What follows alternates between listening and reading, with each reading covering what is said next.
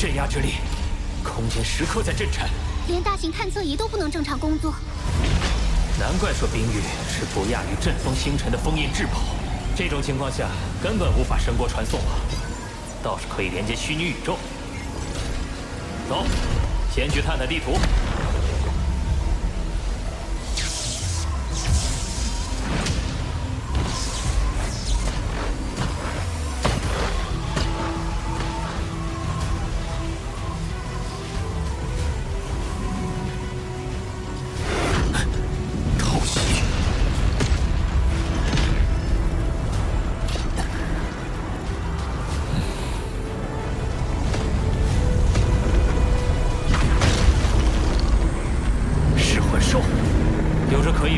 杀族的天赋秘法，你竟然认得我！来的正好，我走了2天，连个鬼影子都没看见，正需要个向导。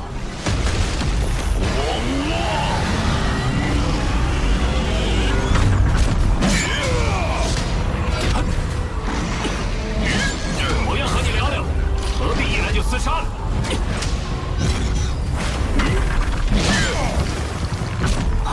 瞬移，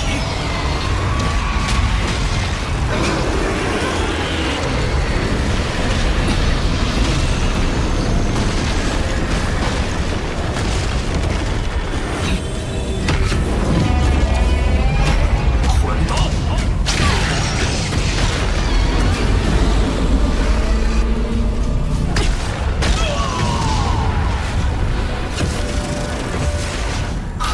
分身术。 这不是他的本体。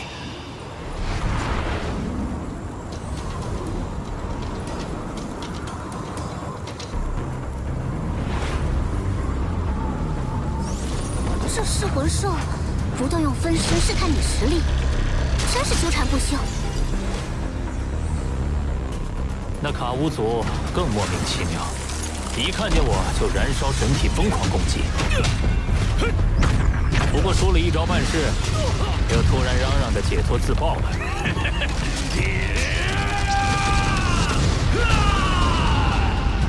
看来都疯得厉害。不知他们在冰域究竟经历了什么。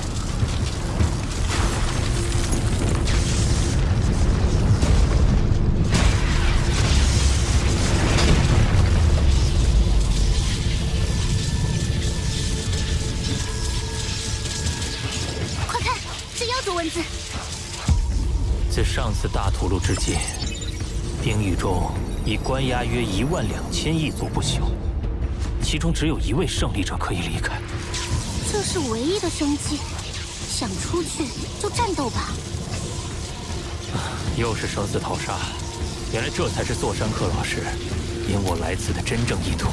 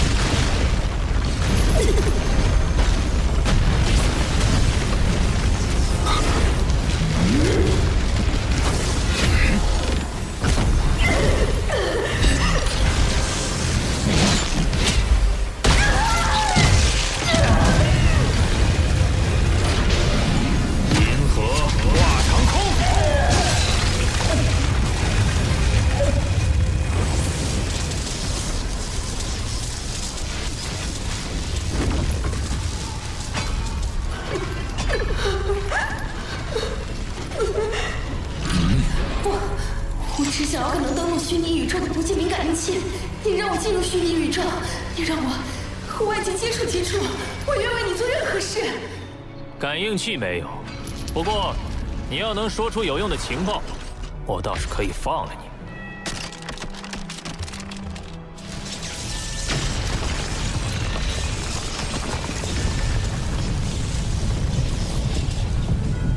这是冰域中5大巨头之一的天狼，根据现有863人实力做出的排名。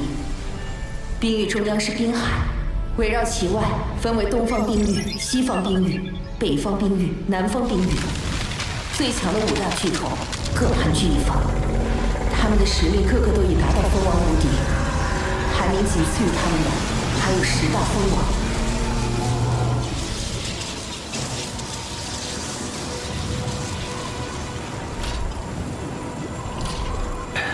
也就是说，想要离开，就必须直面那些跟针眼王老师一样强大的敌人。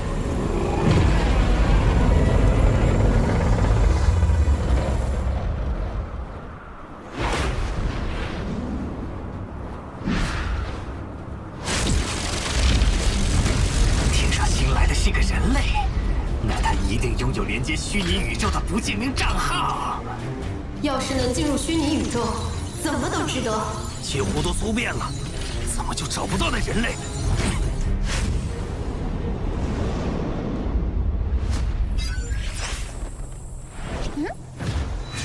困在冰域里太过寂寞枯燥，他们可馋人族的虚拟宇宙了，个个都在找你。还好微型探测仪可以屏蔽神域探测。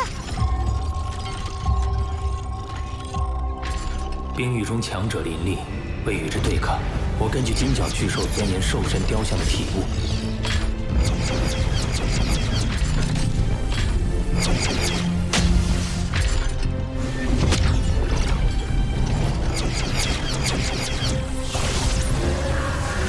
优先将念力集中在兽神之尾，新创一套绝学，配合星辰图战斗，名为万星布道图。你的念力兵器秘法造诣很高，但战斗中会有诸多变数。你先去现实中战斗10场，再来见我。是，老师。唉，虽说他走的都是兽神之道，但武者和精神念师乃2个流派，再厉害的超级强者都只全力钻研一项。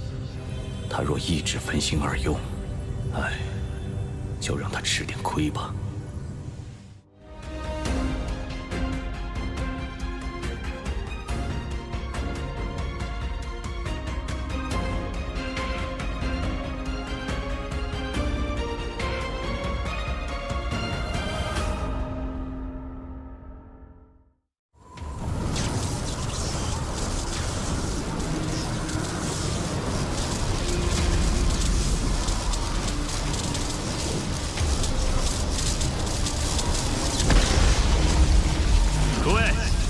有胆量就出来！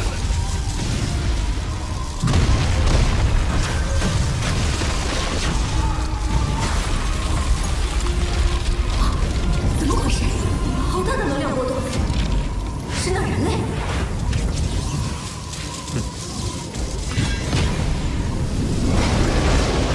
？10大蜂王5大巨头可都在找他。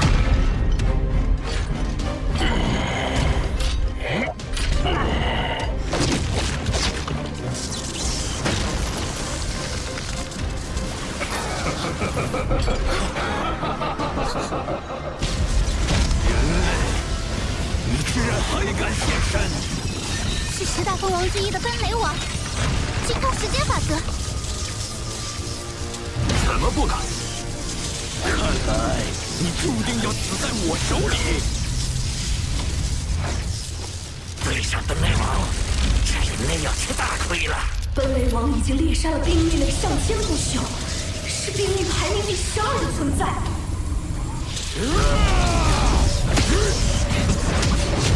这奔雷王擅长时间法则，我擅长瞬间速度，要与他保持距离。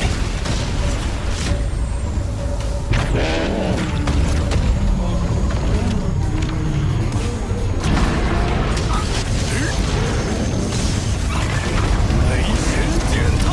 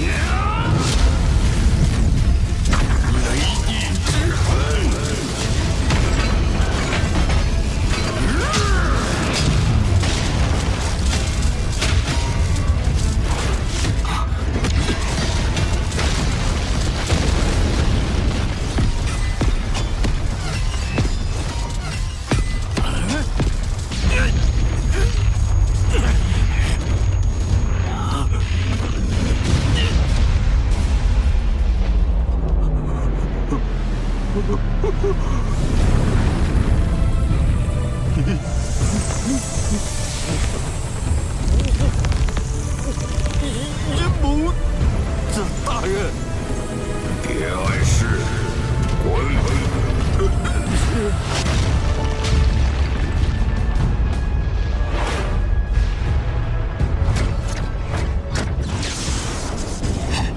你除了逃跑，还有什么本事？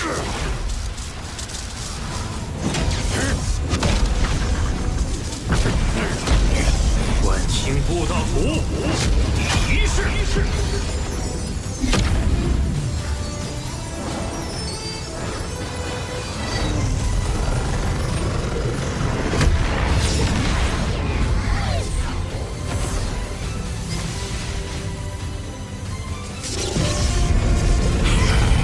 这幻影，我一口气都能吞下了。祭奠本心。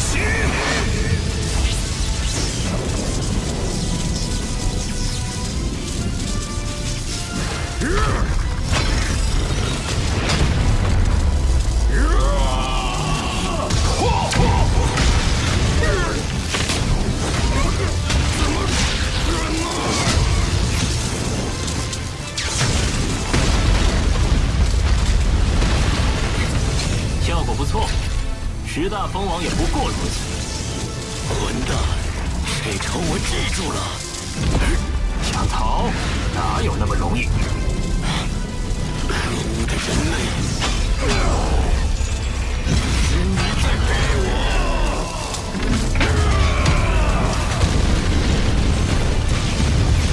本内王竟然被逼得燃烧神体！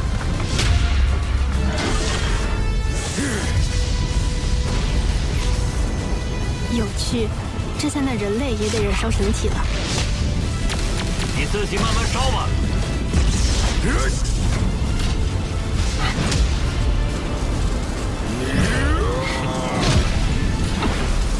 什么？别跑！狡猾的人类！本内王燃烧神体都追不上他。这人类的速度确实是冰域第一。可恶！谁让我白白燃烧身体？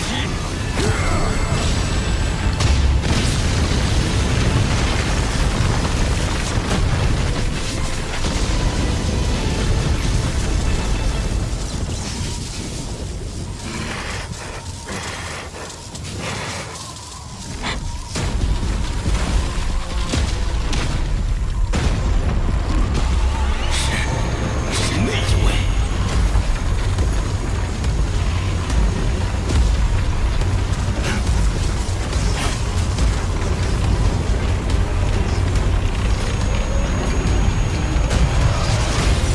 人类，你死定了！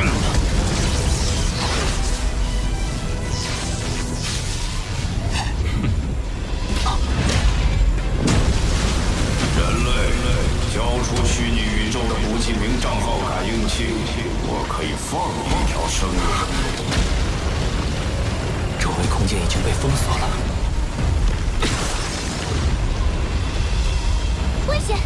是北方冰域之主银楼，蜂王无敌的特殊生命，整个宇宙都极其少见的，擅长时间空间双法则的存在。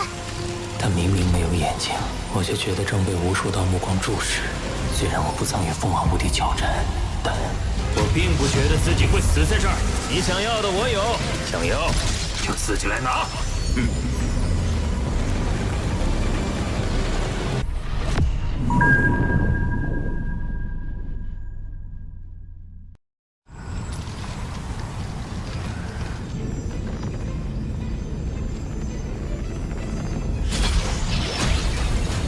想要就自己来拿。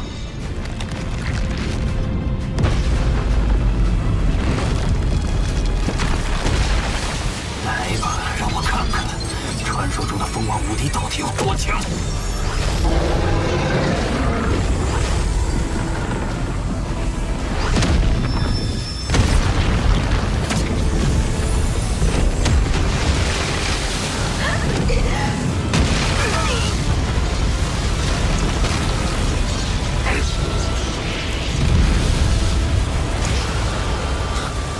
他的神力很强横，神力基础就超过1000万倍借助之力，加上其神力镇服手段，虽只是简单一掌，却压制住了我用至宝的最强攻击。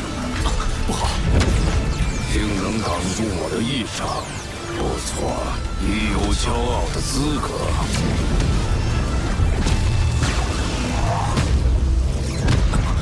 是时间停止，他什么时候施展的？人类中招了！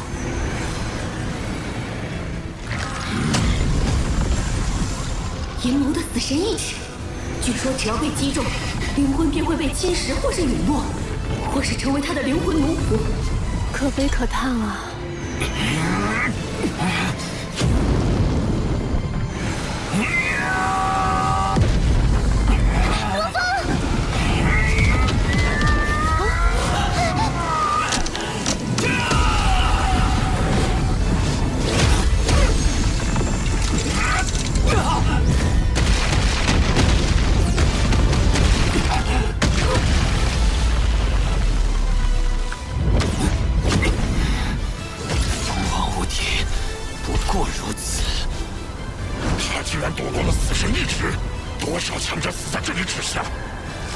这人类强成这样，说不定今天能看到阴谋大人的那一招。银色眼眸一旦睁开，便几乎代表着陨落。真是狡猾！从一开始的巨型手掌到冰晶手指，都是神力远距离凝结而成，使得我对弥漫在半空中的神力警戒心不高，才会突然中他的招。很好，你值得。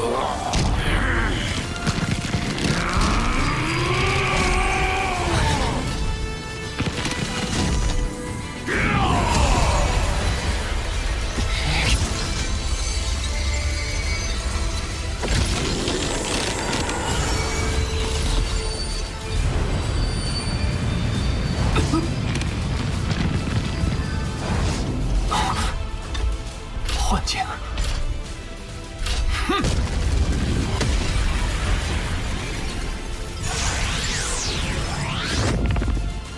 外界一瞬，幻境中便是无尽轮回。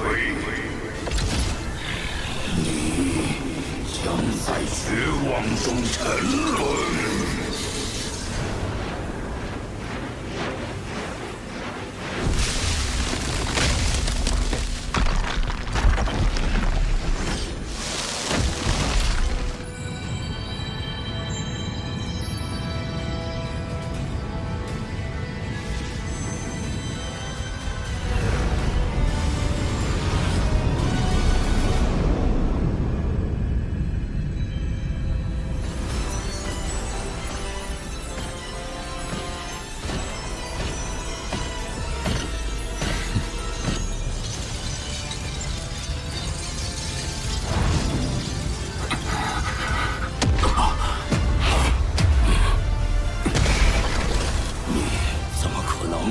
在无尽幻境轮回中度过了多久？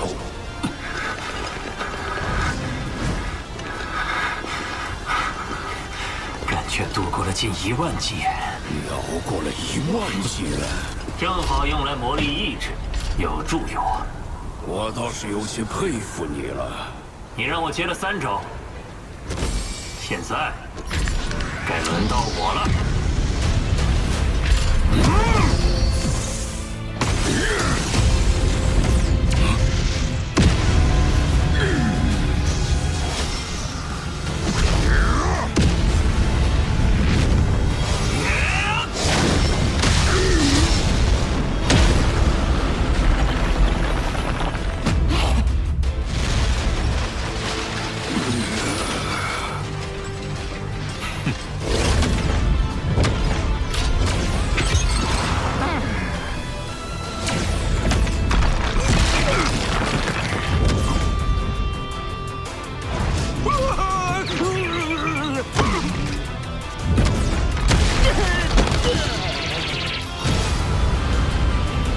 人类被银色眼眸盯上却没死，这可是10大蜂王都做不到的事。翻天了！这人类将成为5大巨头之下的最强者吗？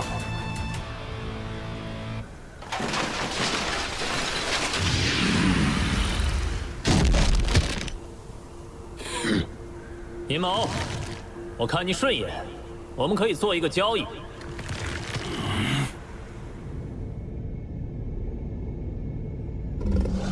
不仅从燃烧神体的本雷王手上顺利脱身，还能先后接下死亡意志与银色阴谋。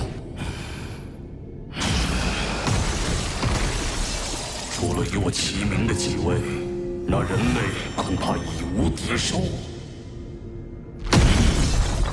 与阴谋一战后，人类去了哪里？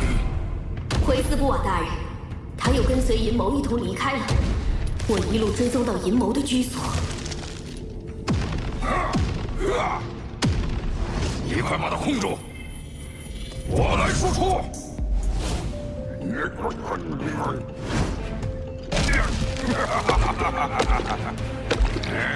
这可是我氪了几百魂元买的装备。真是笔划算的买卖。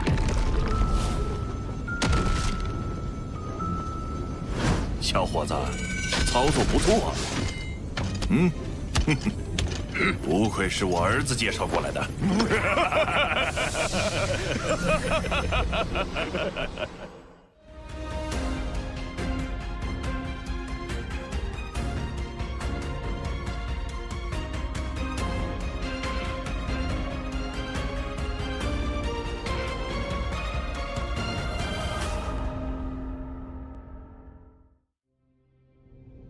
阴谋不惜用一件重宝换取感应器，只为上网玩游戏，真是蠢货！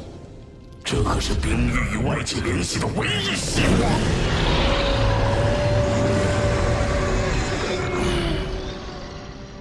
于人类而言，感应器并不稀有，他手里肯定不止一件。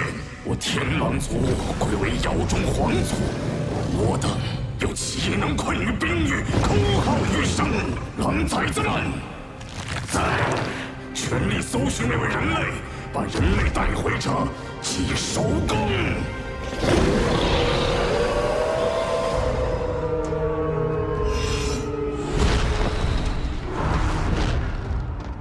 斯布瓦大人声明：凡将人类带回者，将永获庇护。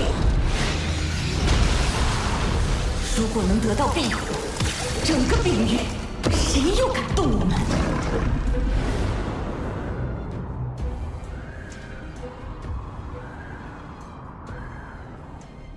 老师，弟子发现冰域巨头均非一羽之辈，故而打算同时钻研明月册和万星布道图的新招式，待实力提升后再与他们交手。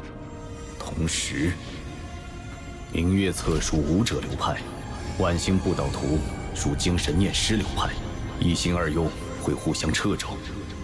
况且你修习兽神之道，本就更看重近战，谨记，选择武者流派，才有希望成为媲美兽神的存在。你好好考虑。混沌城主老师让我走武者流派，但座山客老师留下的9件秘典和星辰塔，都需要我钻研精神念师一派。这2条路，我该如何抉择？这边。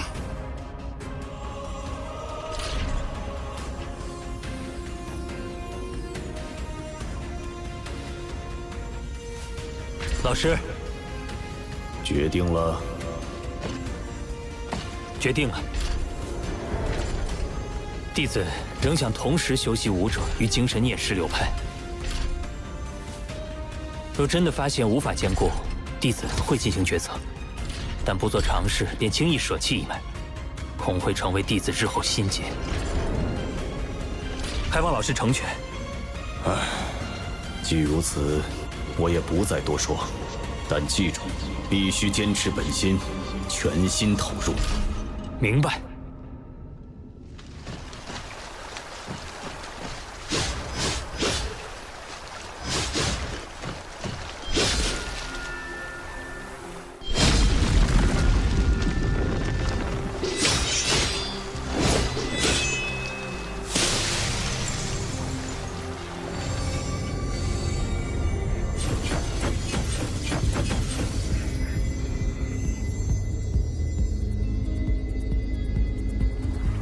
一切诚如老师所言，明月册和万星布道图代表了2种不同的战斗方向。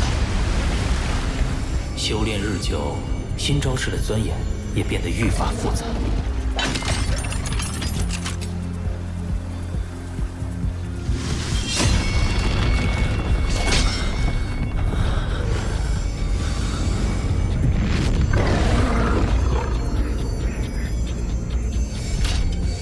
但迟早，我会证明自己。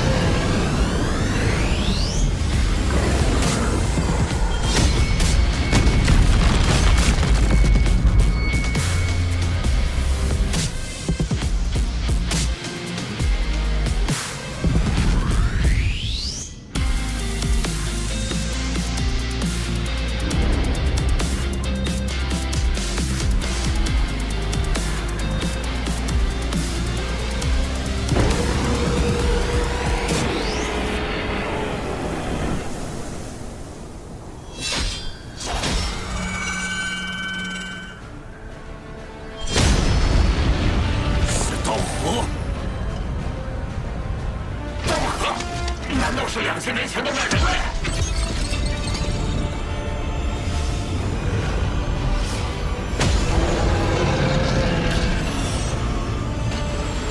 明月册和万星布道图都顺利练成了第2式，不枉我2000年来的日夜修炼。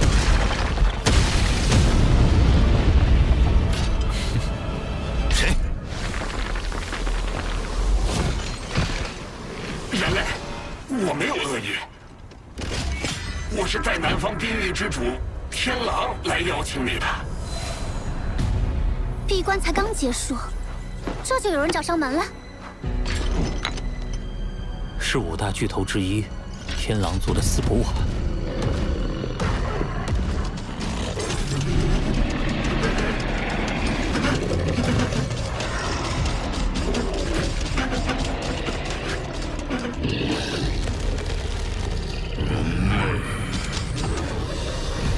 天狼，你这么急切找我，不知有什么事？听说卡托是你找到人类带他来的。是。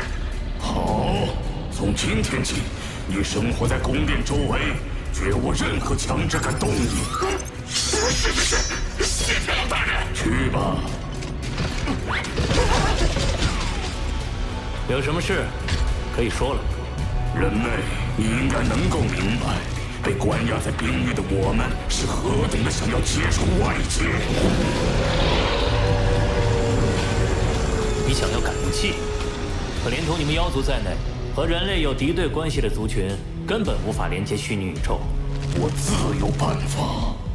你要我眼睁睁看着人类的虚拟宇宙多一处妖族的眼线？虚拟宇宙本就不乏间谍，在外界要合法获得有不记名账号的感应器太容易了。你提供感应器也不会因此获罪。一旦与同族取得联络，你会做些什么？无非是联络同伴，助我离开冰域而已。你我同困于此，理应感同身受。为自由，我愿意一件重宝兑换感应器。重宝？他困于冰域多年，想必不会掌握什么珍贵情报。且身为蜂王不朽，与族群整体而言，力量十分有限。他还得给出更高的价码。不换，一件重宝你都不换？不换。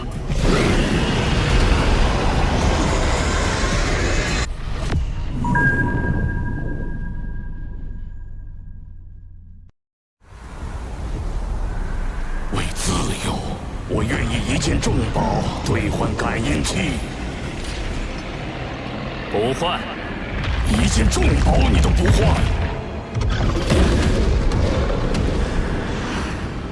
不换。那2件呢？2件重宝就要一件在外面便宜无比的感应器，这是我所能承受的最大代价了。人类，你该知足了。哼，不换。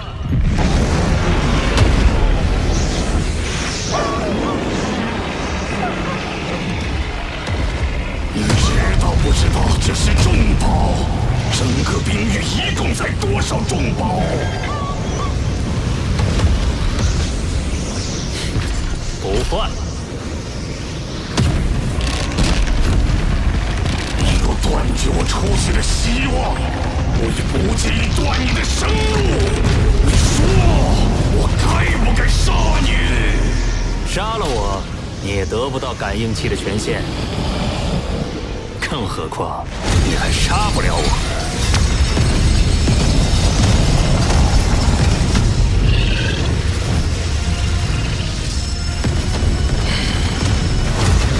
好，既如此，我便将我最重要的一件宝物与你换。一个石头牌子，看清楚了，这可是宇宙第一大势力祖神教的兽神传承令。兽神传承令来自祖神教。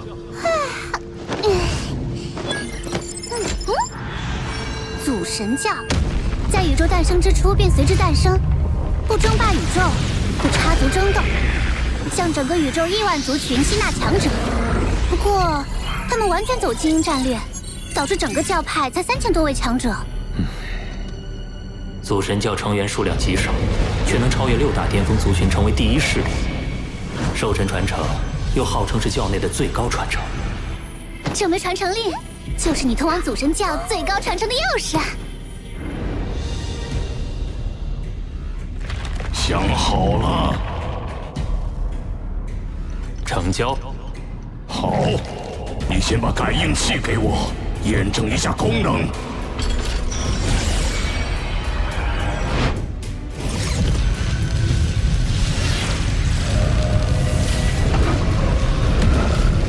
你在说我？你屏蔽虚拟网络，叫我怎么验证？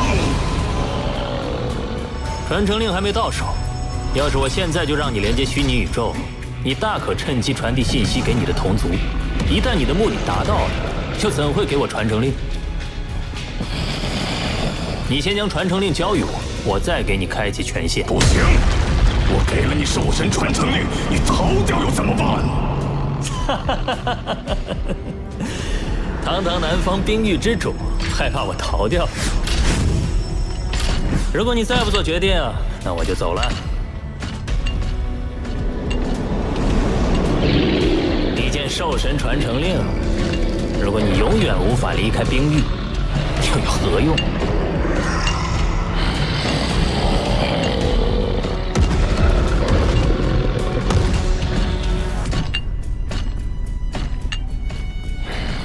等等！若你食言，我必定发布悬赏，让冰域中所有强者追杀你，至死方休。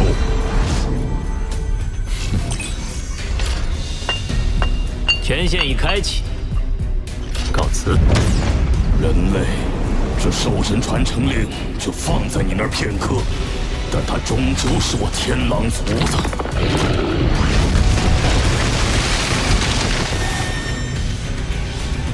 交易看似大伤，但传承令价值远高于一般重宝，斯波瓦不会轻易放弃，我必须早做准备。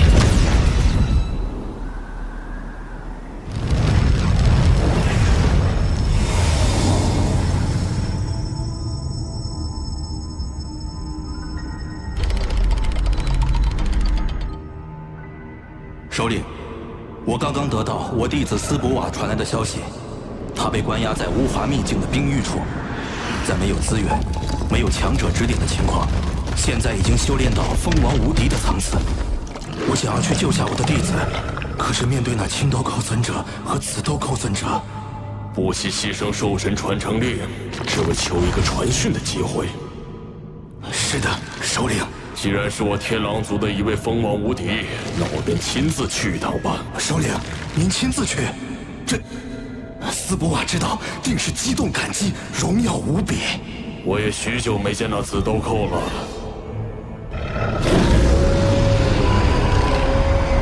这便是至宝。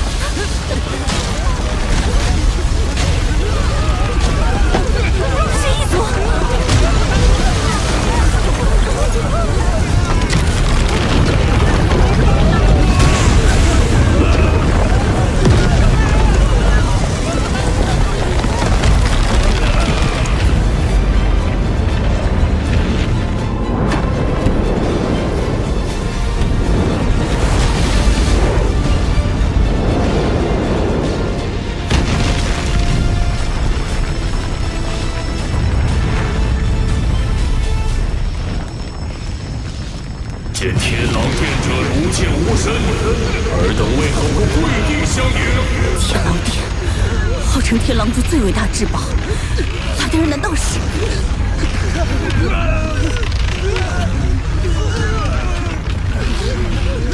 天狼之主，有事您吩咐即可，何苦压迫我族人？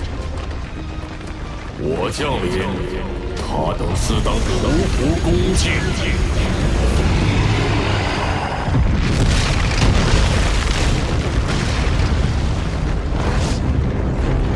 我天狼族有一族人被关押在你等兵狱中，将天狼族斯普瓦及其从属即刻释放。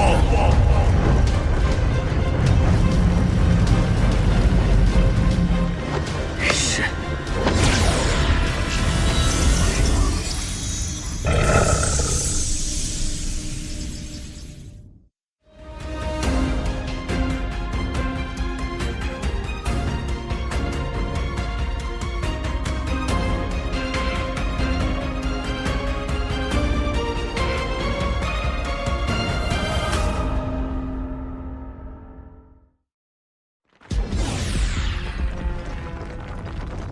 我们出来了！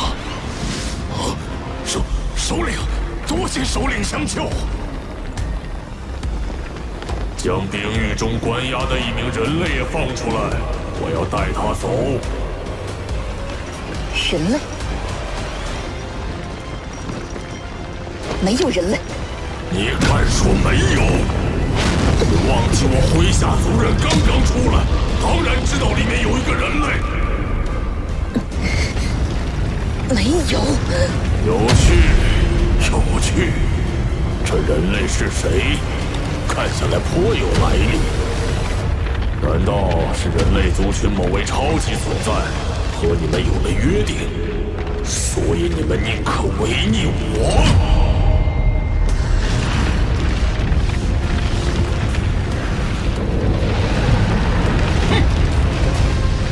人类族群的好事，我当然要破坏。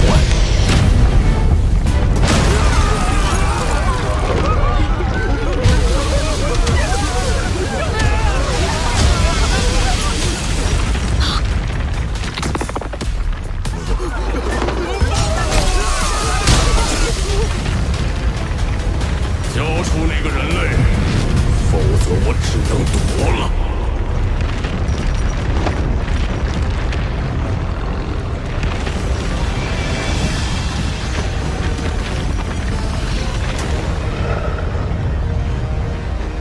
只管释放他即可。好。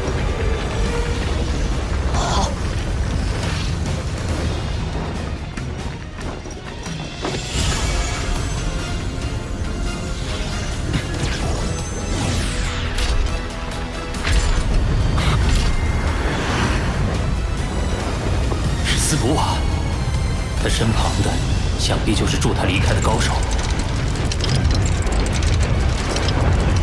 他仿佛就是宇宙法则的化身，其实力应该已达宇宙之主。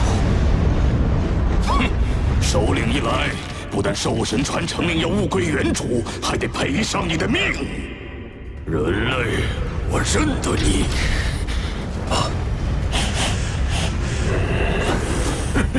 没想到身为界主，竟能凭借至宝藏匿气息，伪装成不朽。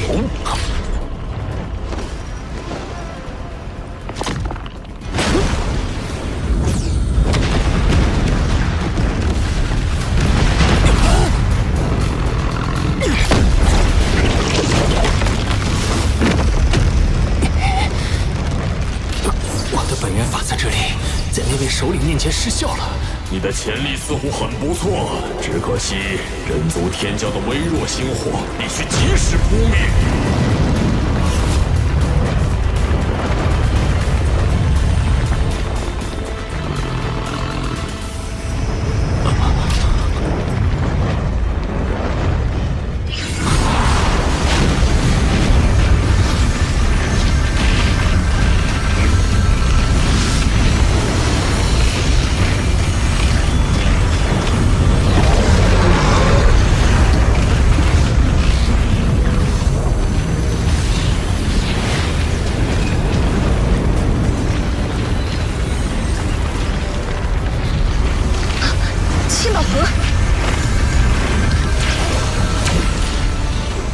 天宝盒。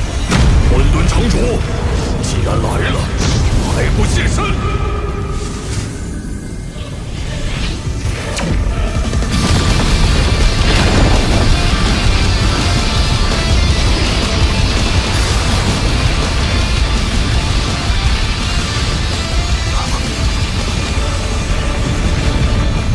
天狼之主，身为一族之长，却无故对我人类后辈妄动杀念，未免太过猖狂。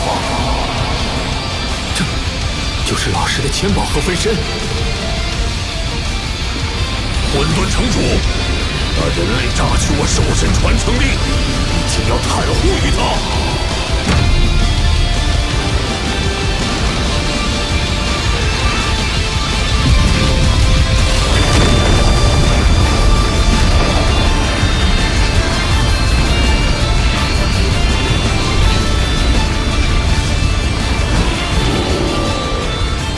离开，还可保全你狼崽子的性命。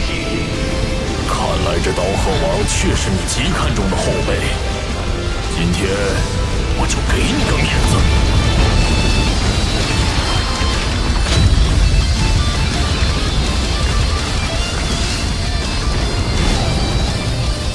这2000多年，谢谢两位照顾我人类后辈。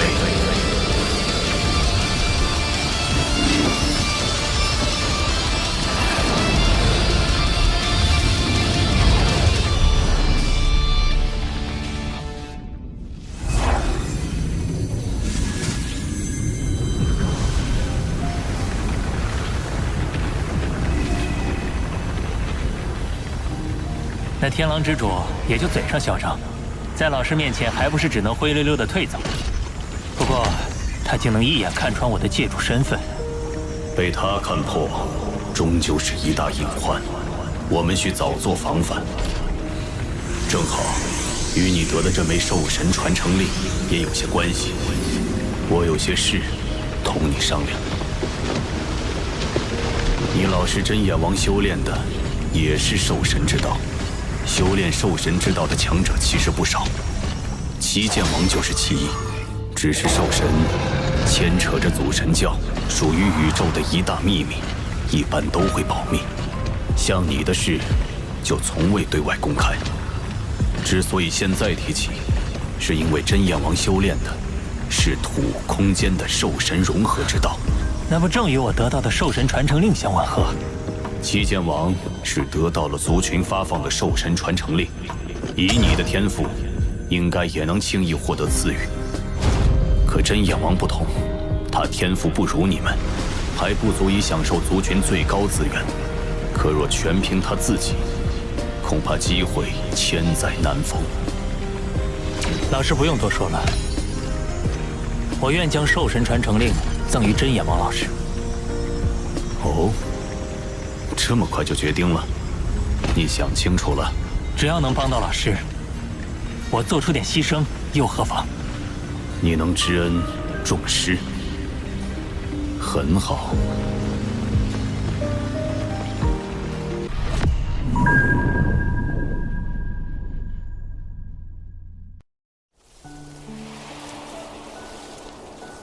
经过就是这样，这块兽神传承令真是我自己得来的。你厉害啊！戏耍了青尊者不说，还从天狼之主那儿虎口夺食。不过，就算是你自己的，这么重要之物，对你自身也大有用处，怎能随便给人？老师可不是别人，我知道你比我更需要它。那，你先拿去用。弟子要得到族群的赐予，不难。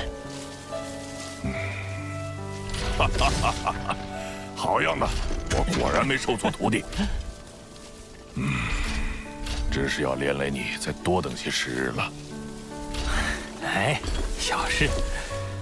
混沌城主老师说，既然天狼之主已看破我身份，必定很快会将消息传遍宇宙。届时，各大巅峰族群定心生忌惮，不惜一切来杀你。我人类高层自然也不会坐视不理。我正好借此理由，为你申请兽神传承令，让你尽快提升，无惧强敌。以你的天赋加上他的面子，100%能成。这是金空间的兽神传承令。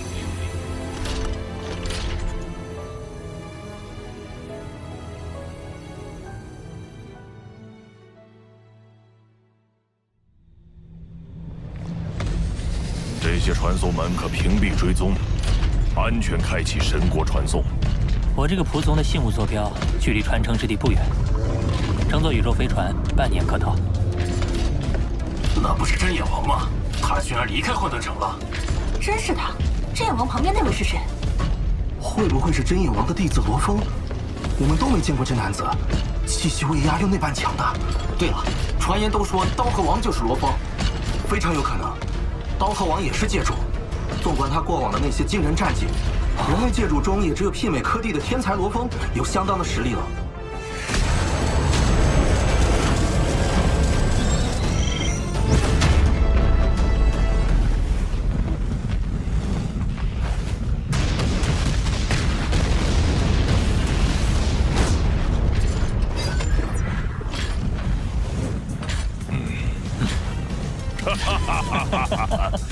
他们猜得真准呐！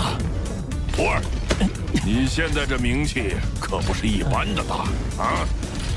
毕竟人类族群中强者就那么多，生面孔又和老师您走得近，猜到也不稀奇。你的麻烦不小哦。管他呢，出名也不一定就是坏事。哎呀，我本来有艘80倍光速的生物飞船，可是被兜寇尊者拿走了。哈哈，我倒是有艘90倍光速的，总算有些可骄傲的了。哦，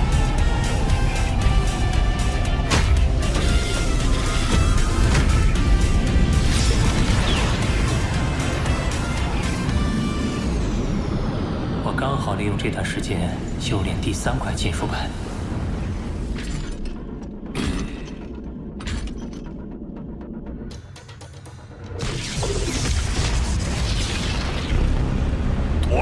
徒儿，马上就抵达传承之地了。这就是传说中的祖神秘境，它的直径最大1.6亿光年，媲美一个宇宙国大小。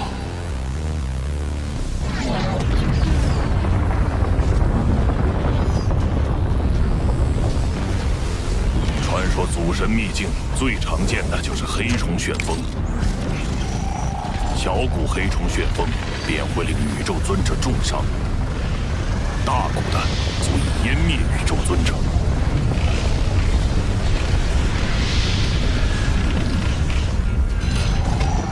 好，我们继续深入。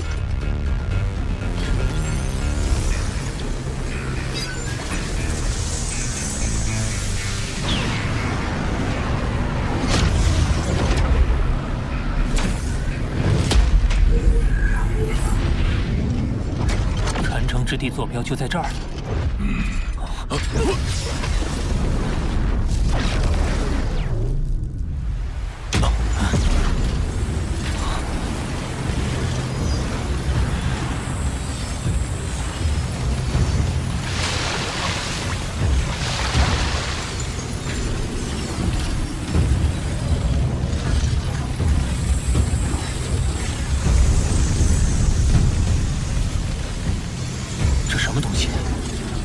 心神之能，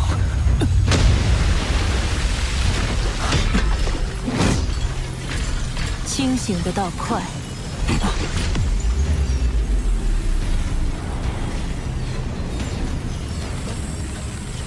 是宇宙尊者，气息旖旎的我都不曾发现。我是祖神教的接引者，拿出你们的兽神传承令。若是没有，擅闯我祖神教重地者，死！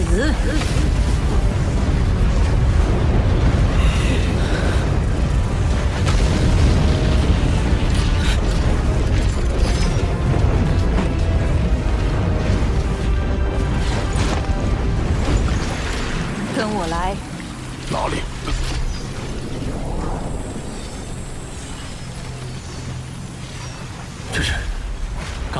到的河流，竟是由无数极光组成。这就是传说中的五彩极光湖。你倒有点见识。五彩极光湖直径最大处10光年，威能无尽，是宇宙中最强至宝之一。单指一道极光击落，便足以重伤宇宙尊者。进岛去吧。进去。看，紫荆岛就在五彩极光湖内。这极光不是威能无限？这可是宇宙最强至宝，只要被他认可，便可安然进入。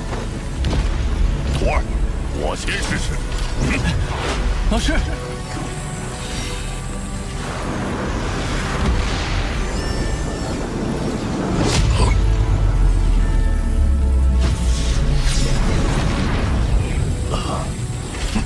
罗峰，我们进去。是，老师。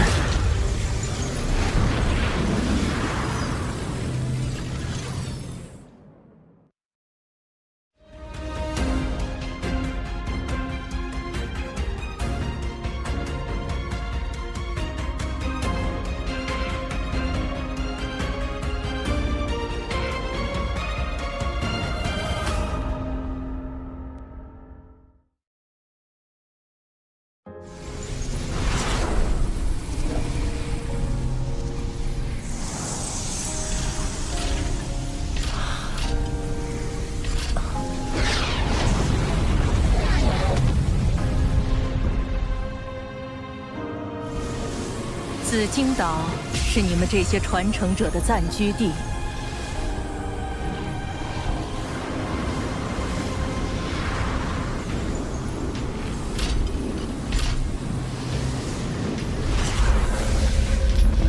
到处都是强者的气息。记住，五彩极光湖范围内禁止杀戮，个人的居所与私人财产也不可强行侵占，否则会遭极光制裁。见过岛主后，你们可在空地处建造居所。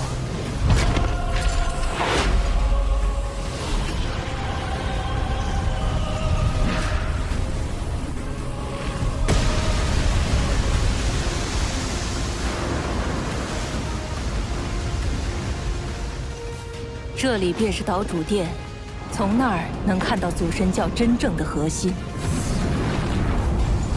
那是祖神宫。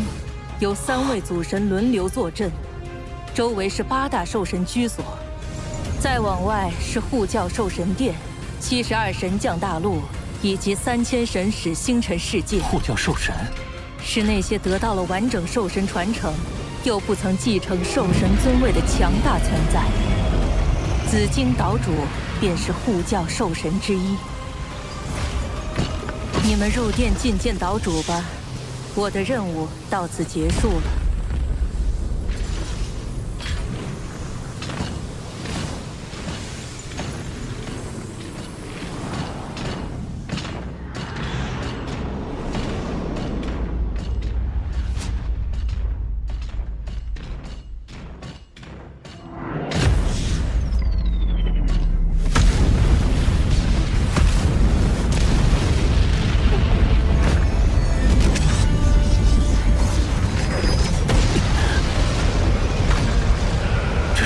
间之道。从此刻起，你们2个便是紫荆岛的传承者。我赐予你们进入荣耀世界、传承之地、宝藏之地、秘境之地的权限。这是虚拟世界感应接收器，可进入荣耀世界。宫殿外的3道水幕，则是通往其他3处的传送通道。传承之地是接受兽神传承、演示法则变化的地方。每次传承都会先观看你们的法则感悟进度。兽神传承共分7重，每重都有1次免费参悟机会。若要再额外增加，便只有去荣耀世界获得积分。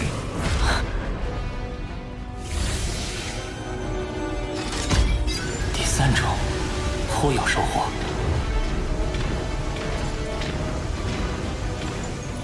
在进行了一次奇妙的传承感悟之后，老师感觉到突破在即，立即进入了闭关修炼。而我则在一位新结交的鸿蒙好友陪同下，来到了历代兽神及超强修炼者们留下至宝的宝藏之地。发现宝藏只是其一，必须符合前辈强者设下的限制要求，才能取出其中宝物。我们谁都不知道，那些超级强者设立宝藏时定下什么苛刻条件。最是讨厌。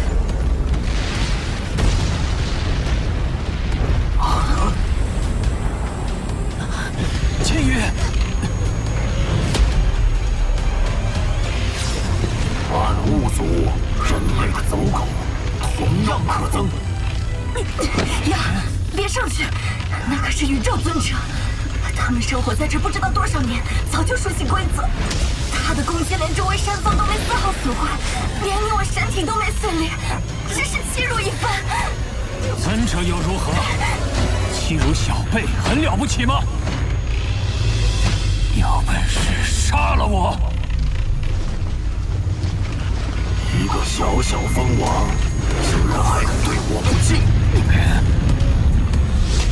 我便是对你不敬了，又怎样？有趣，梅山，这次踢到铁板了吧？来，动手杀了他，振振你的声威！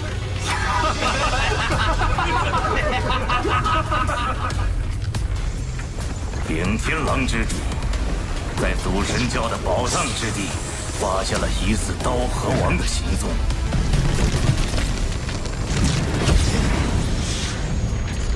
这眼神是他。那宇宙尊者怕触发他手中的最强火神元晶误杀了他，自己也会被五彩气功杀死，只能被杠得下不来台。哼，刀河王真是一如既往的狂妄啊！我很佩服你的胆色，记住，我是北山尊者，有本事你就一直躲在五彩激光湖，躲在人类王朝内。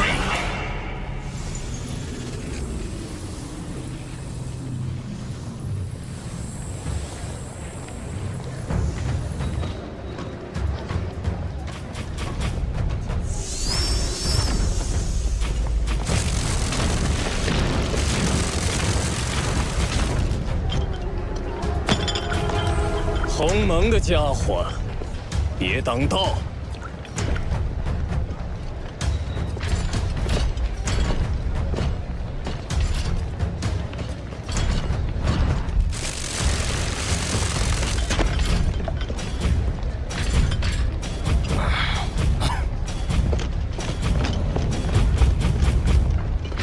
这祖神教的虚拟空间，比起虚拟宇宙就是小巫见大巫。似乎只有一个方便聚集对战的中央广场。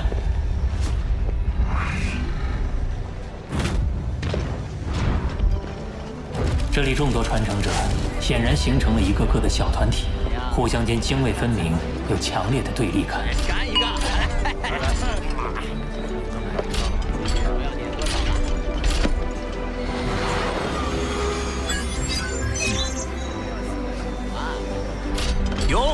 有新人啊！他们都认定我是刀河王，那我就叫刀河好了。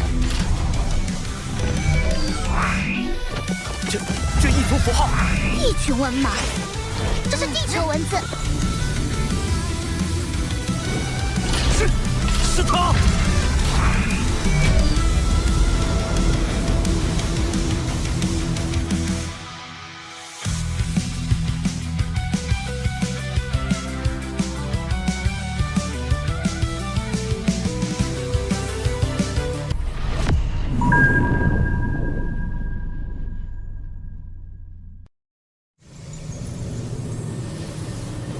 他们都认定我是刀河王，那我就叫刀河好了。刀河王，传说中的刀河王，就是那个刀河王。荣耀世界排行榜，我的位置在这儿。不同层次的传承者会归类在不同的排行榜，7重最高。七剑王，按照战斗胜利失败次数进行排名，赢的可以得到荣耀点，100荣耀点就能兑换额外的传承机会。先前与你一战，甚是畅快，日后可多多切磋。广场上有数千万传承者，而鸿蒙这边竟然才有1000团。这里！就是他，刀河王现在风头正盛，机械族、妖族悬赏早已公开，要是把他打得满地找牙，定能声名大振。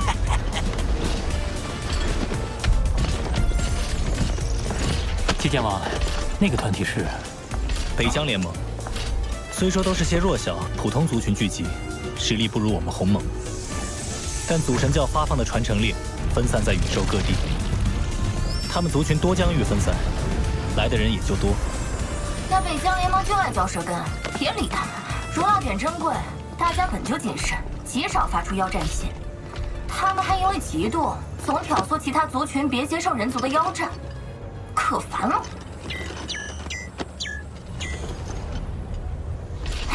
看什么呢？我收到了很多邀战信。也对，你的名气实在太大，不服气的天才会有很多，你恐怕能收到上千封吧。已经超过6万封了。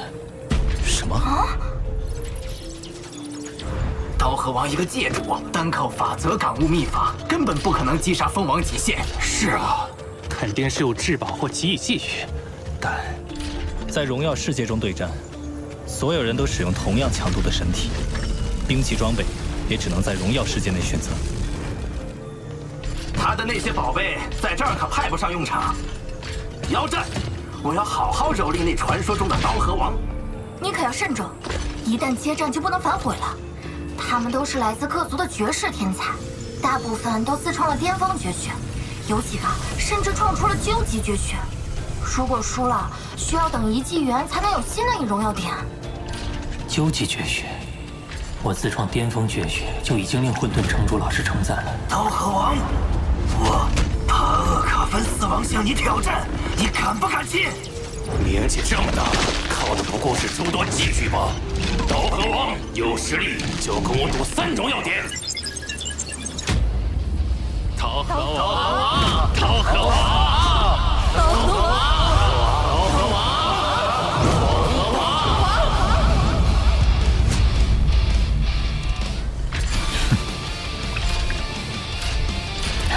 太妙了。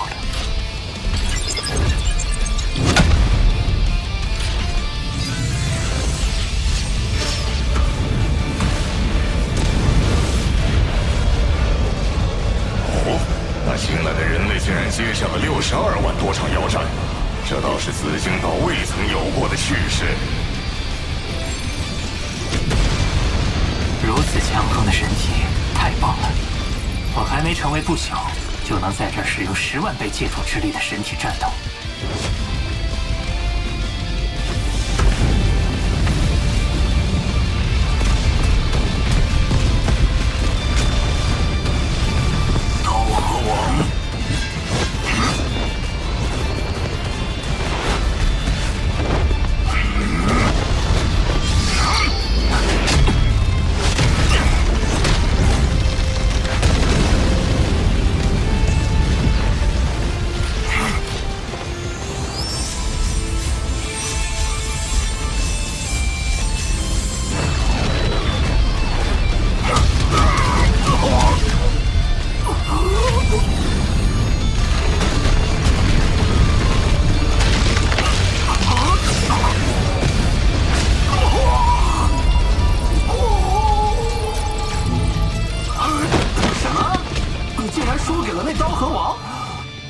就是个没有宝物加持的界主，真是没用。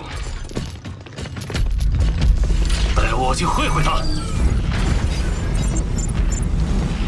热身完毕，接下来第2战，受死吧！又一个送荣耀点的来了。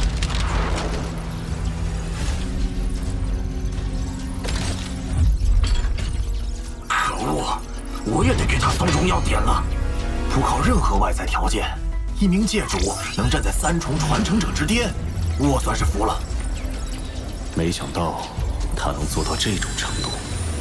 祖神教这次得给人族培养出个超级强者了。不过，后续针对罗峰的暗杀行动，怕是会越发疯狂。这刀后王绝不能留，他若成为宇宙尊者，必将拥有宇宙之主的实力，到时可比无法复活的宇宙之主威胁还要大。我们妖族的附庸族群，在祖神教接受传承的有谁？少时尊者现为5重传承者。我们狱卒地处边陲，不如先坐山观虎斗。那占着核心疆域的4大族群，自会演绎出好戏。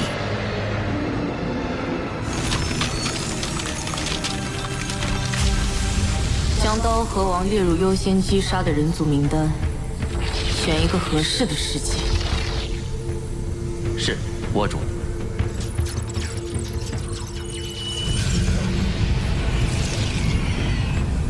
父神，即刻铲除人类刀河王。是。恐万族绝光，拜见虫族女皇。看遍我虫族联盟，以绝光尊者最为合适。恐万族擅长灵魂控制，被极光湖湮灭造成的损失，等你复活后，联盟都会弥补。最好灵魂控制那刀河王，绝了人类逆转时空复活他的可能。控制不了，就当即击杀。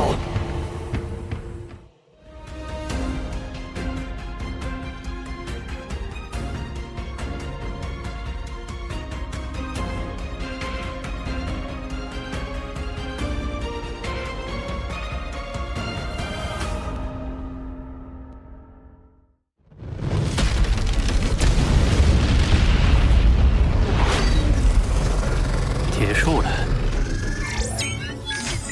你的荣耀点已经超过了61万，100荣耀点就能兑换1次珍贵的传承机会，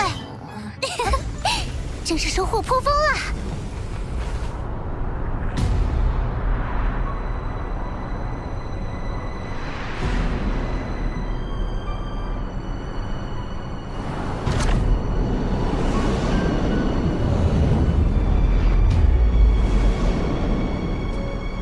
怎么还没出来？可恶的人类，真是胆小！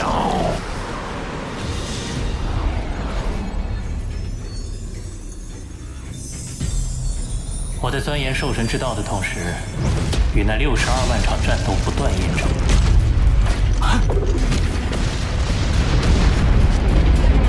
如今，我的兽神之道已经接近第3重圆满。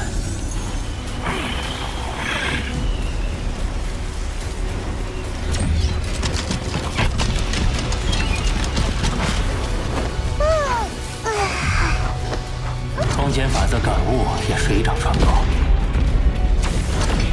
现在，地球人本尊、金角巨兽都能施展瞬移。不过，空间法则的封锁和绞杀方面还得再参悟。该出去接受新一轮的兽神传承了。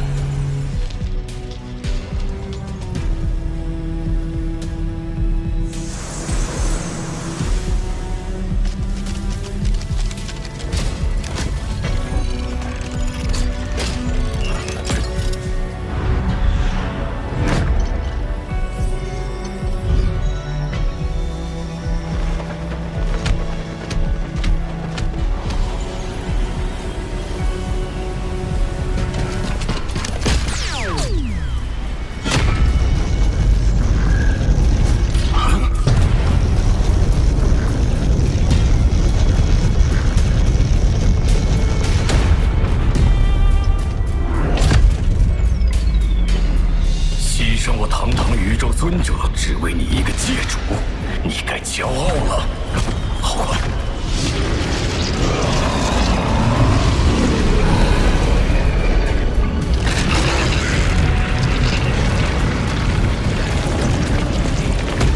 是妖族阵营的招式尊者。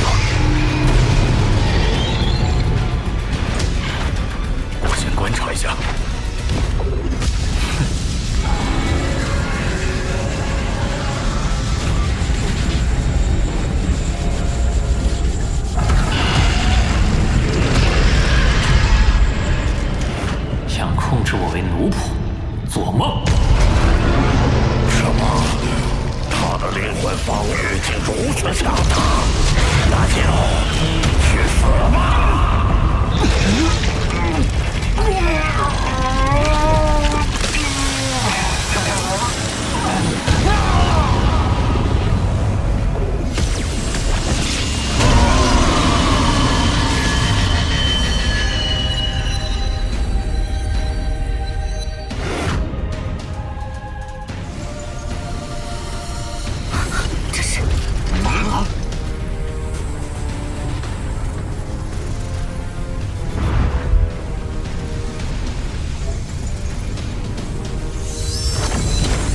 找师尊者和罗峰的气息。找师尊者出手攻击刀河王，已遭灭杀，而刀河王的躯体也已完全湮灭。这刀河王的羽翼可是价值连城的至宝啊！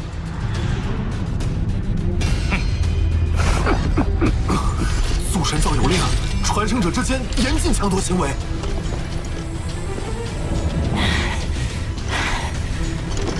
刀河王已死，他便是无主之物。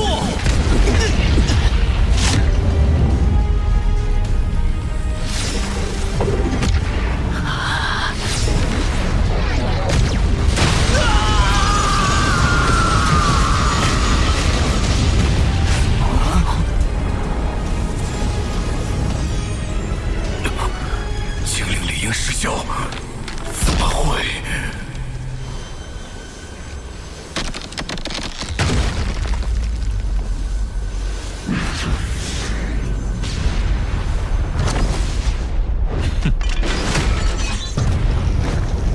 宝物怎么飞进去了？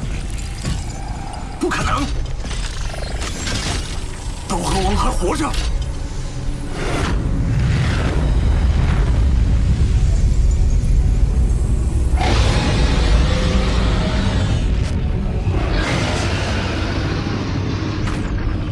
是刀主。赵师尊者为魏晋命令。岛主，在我教中刺杀传承者，即使通过逆转时空手段复活，我族神教也必将继续追杀，至死方休。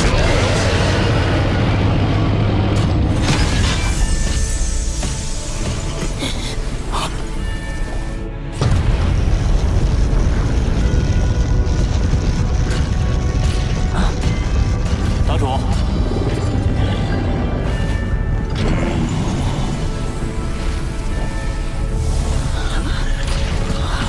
怎么可能？他看起来毫发无伤，难道有传说中的分身天赋？刀河王没死。都散去吧！记住，刀河王为我族神教传承者，刺杀他必将受到族神教灭杀。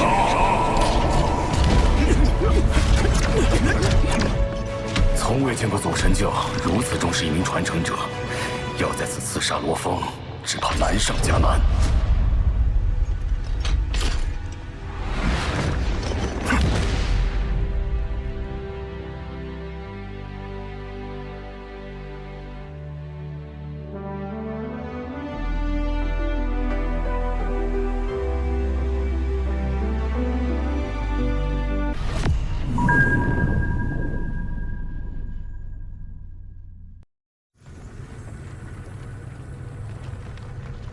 一名宇宙尊者的代价，是你无法伤到刀河王分毫。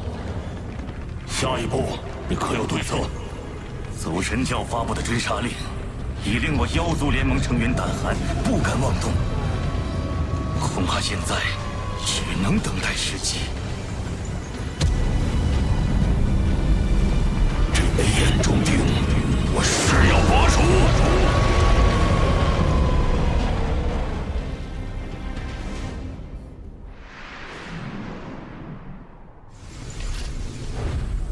我已练成兽神七杀第3篇与事无羽翼第2形态。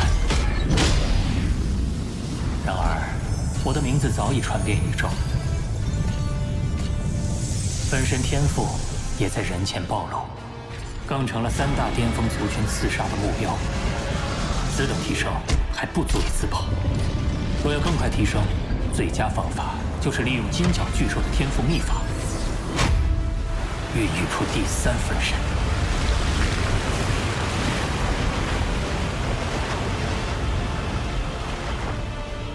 祖神秘境作为宇宙最高等秘境，聚集着宇宙中最多的特殊生命。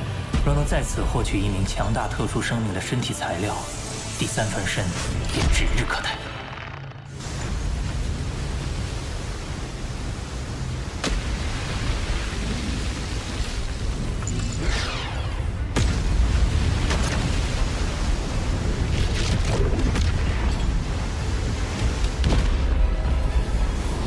祖神秘境看似瑰丽，实则是最危险的秘境之一。连宇宙之主都可能被困于此。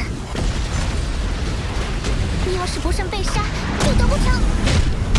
我若一味规避凶险，等一族耳目再次找上门来，恐怕也只能任人摆布。而且在秘境之中，我已找到十分适合的特殊生命作为第3分身。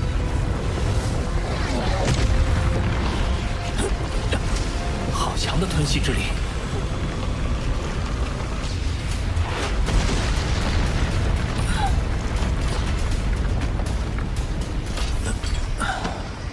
此地果然凶险，相较而言，这里却安静无比。是宝物。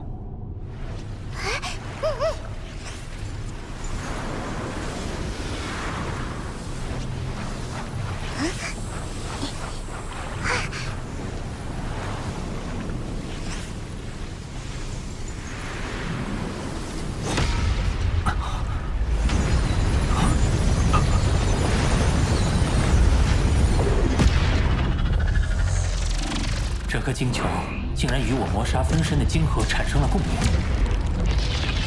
而且它散溢而出的法则之力不断涌入我的晶核，这是为何？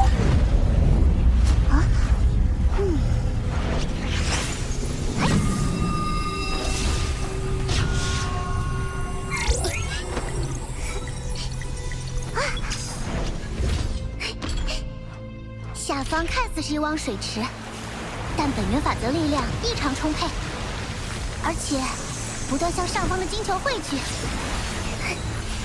这种奇异现象下的造物，不会错的，是空间之心。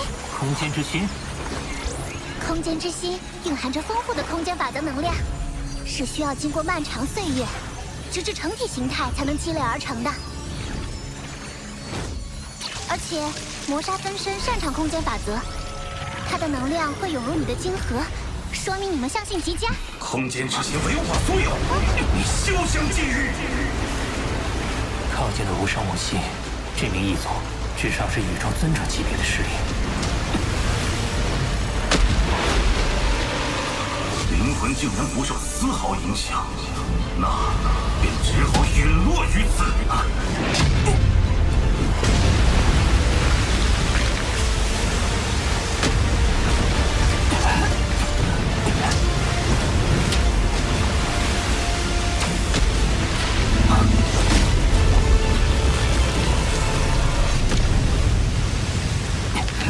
你要杀人夺宝，就别怪我自爆了。你应该知道我在五彩云华掌控会有什么结果。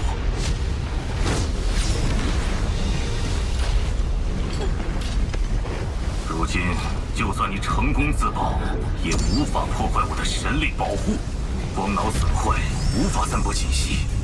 你唯一的生机已经没有了。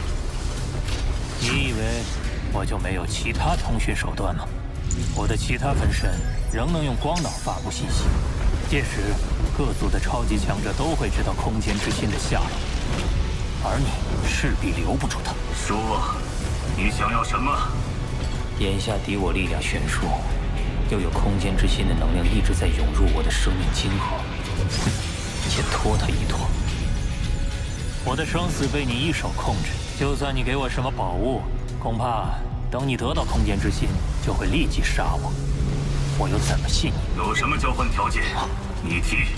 让我想想。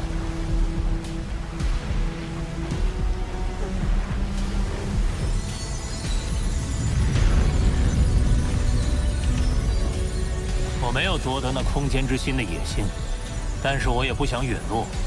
可现在，我不知道怎么才能信你不杀我。好，既然这样，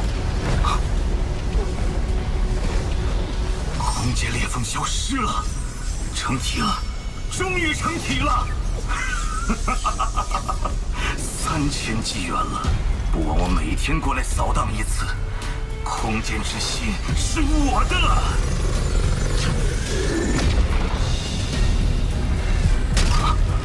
怎么回事？不！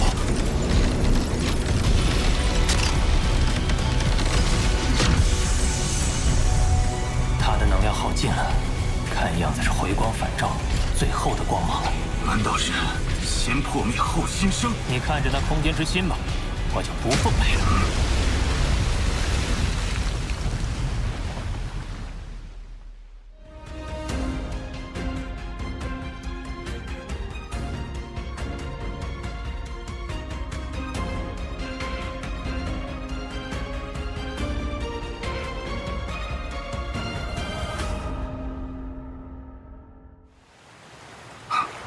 走了就走了，反正空间之心已经成体，就算他通知谁来，也根本来不及了。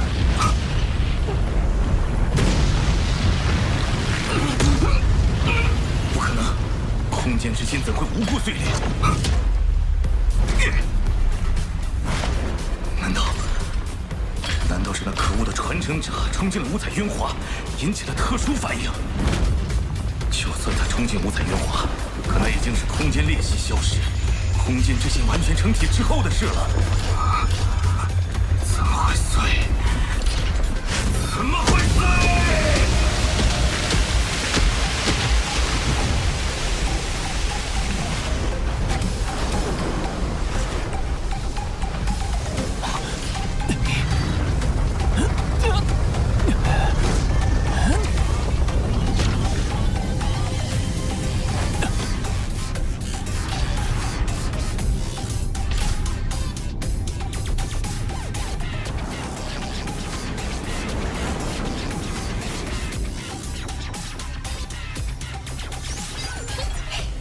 你用拖延战术把空间之心积蓄的能量全部吸收，你谋杀分身的力量已达到100倍减主之力。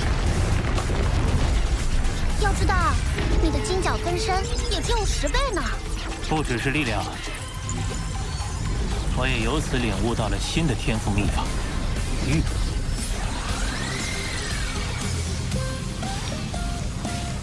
坐稳了。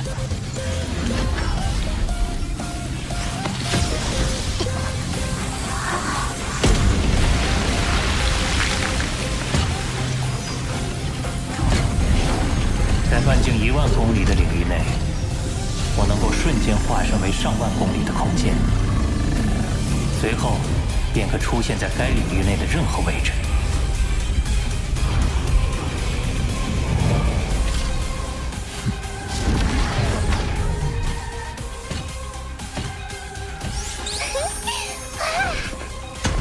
现在，我们总算能回归原来的计划，寻找第3分身。出发！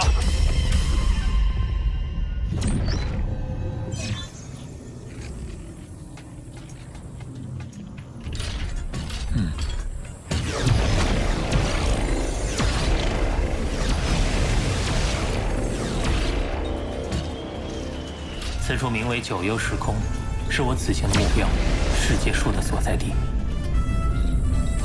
若世界树能作为第3分身，拥有3大优势。其一是掌控时空的天赋能力，其二是其巨大体积能储存巨量神力，三是能强化神国，避免外敌入侵。只是这座岛屿的植物生命攻击性极强，这第一步必须先设法避过他们的警戒，来到世界树面前。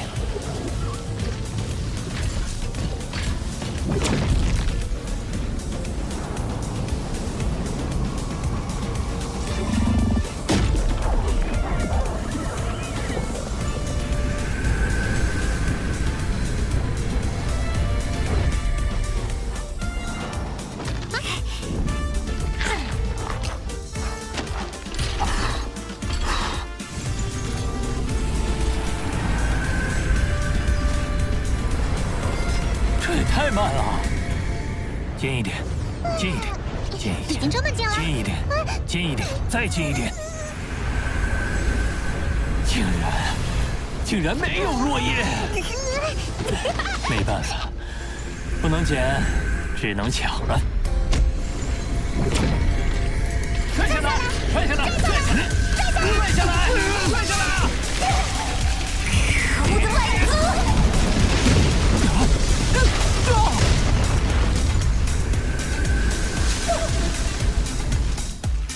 这么强，竟然未及反抗就被杀死。这棵世界树虽然只有界主级，但已经有了封王的水准。仅凭磨砂分身尚不足以抗衡，我必须借助外物。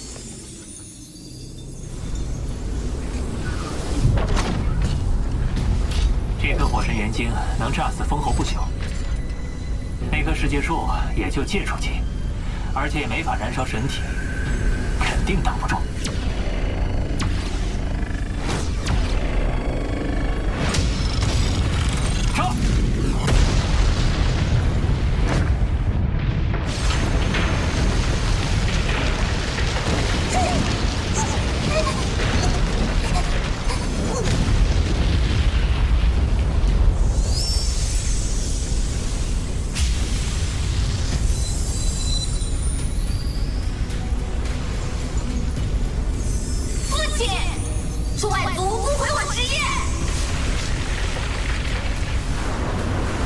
材料已到手，走。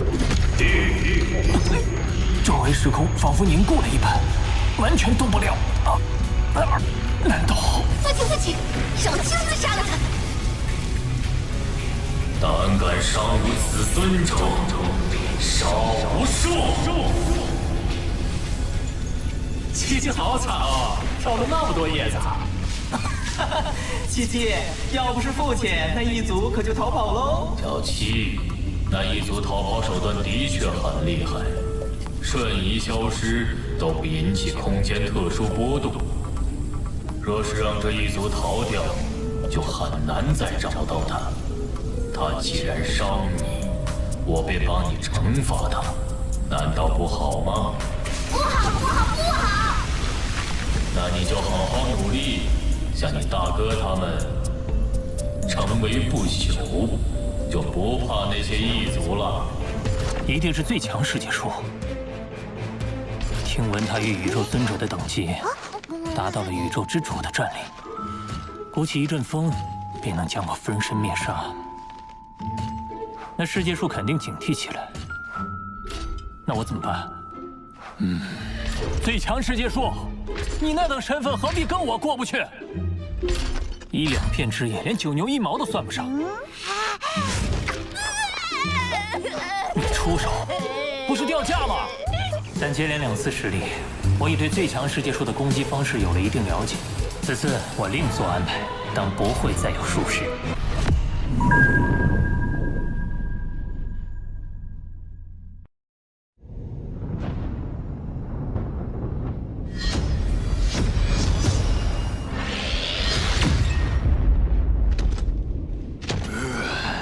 子牙尊者，多亏有你瞬移，我们才能顺利抵达。不敢，万事还需仰赖废镜王你。荒石道相对安全，却没有宝物。我准备稍作休整，就去九幽之海。九幽之海，那可是整个九幽时空最危险的地方。海中偶尔出现的漩涡，更是凶险未知。一旦陷入其中，就算是宇宙尊者也很难活着出来。至今没人知道那些漩涡下究竟有什么。你去不去可自便。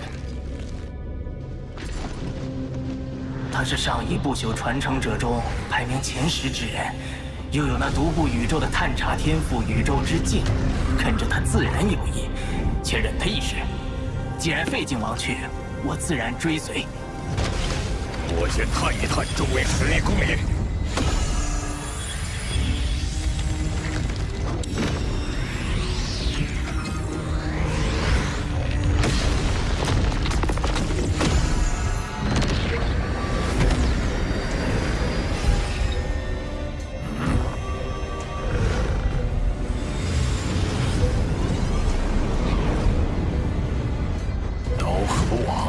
听说他有一至宝羽翼，在紫金岛上没法下手，在这却是好机会。废晋王，你不会？怎么，你不敢？我北疆联盟可不怕他人类联盟。子牙尊者，你不必插手，也不必搅入这浑水中去。可是你也规矩点儿，别提醒那刀河王，否则便是与我为敌。放心吧，我不会插手。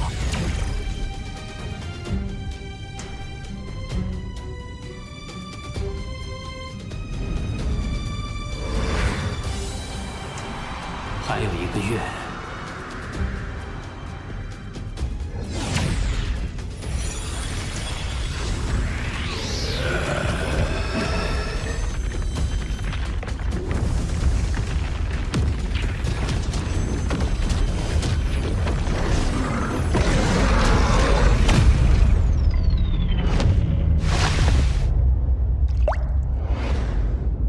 不好，空间封锁。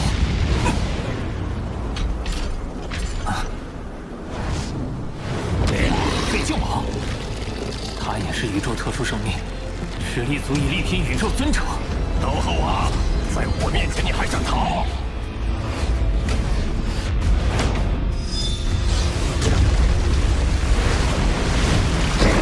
又甩不开他。废晋王本就以追踪出名，天生神速，身体又远超过你。倒是想教他了。日无羽翼第2形态。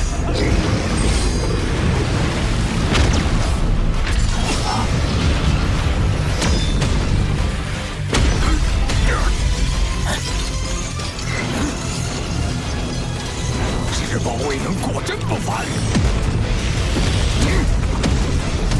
交出羽翼，饶你命！我的速度无论如何拼不过他，我要靠机动性一试。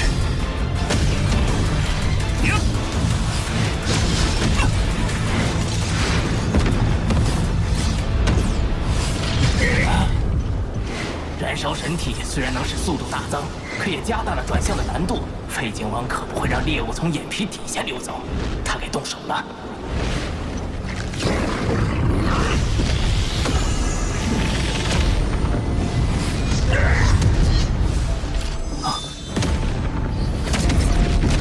好强的吞噬之力，远超魔音山的死亡深渊。是封印类重宝，加之废晋王神力加持，堪比宇宙尊者的封印手段。想在我毫发无伤的情况下直接封印我，简直妄想！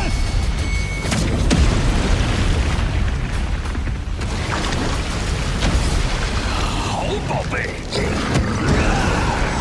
刀河王，我本不想杀你，现在休怪我了。废晋王一吼，刀河王怕是要死。废晋王2大天赋秘法，一者探查，一者攻击。攻击可毁灭灵魂。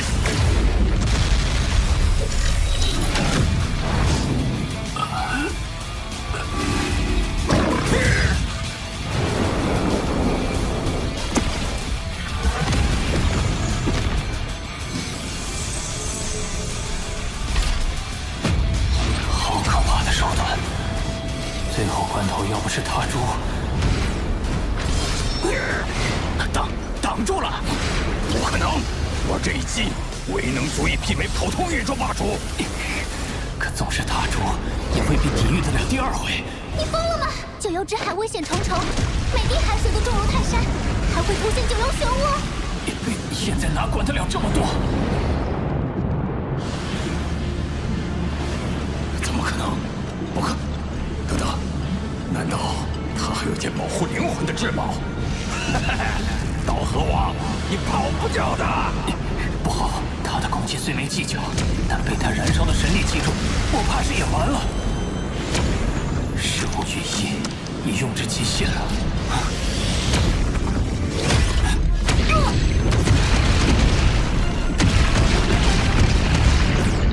神力成丝，九龙！小心，他神力加重了10倍。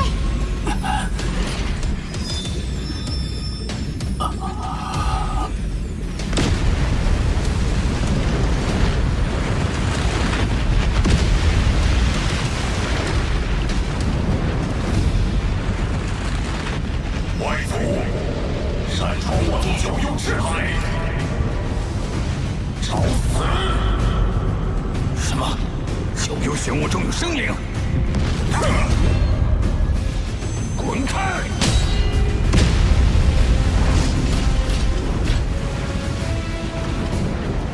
都说九幽漩涡通往九幽之海核心之地，看来那里应该生活着一群可怕强者，随便出来一个，实力就比我强。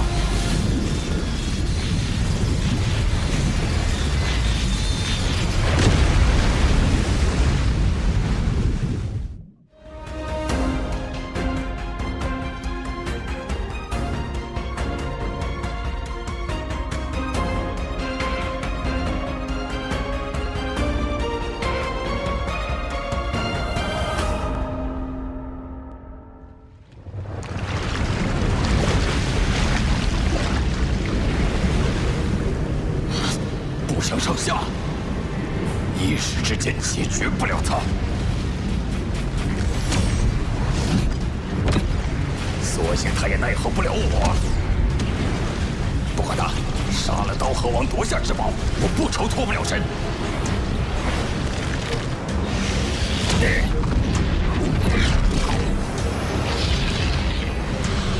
可恶，没办法了。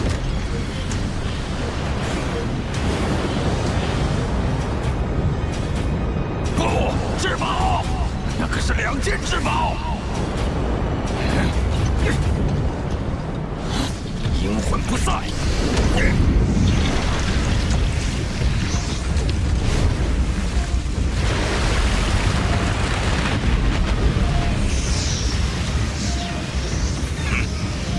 算你跑得快。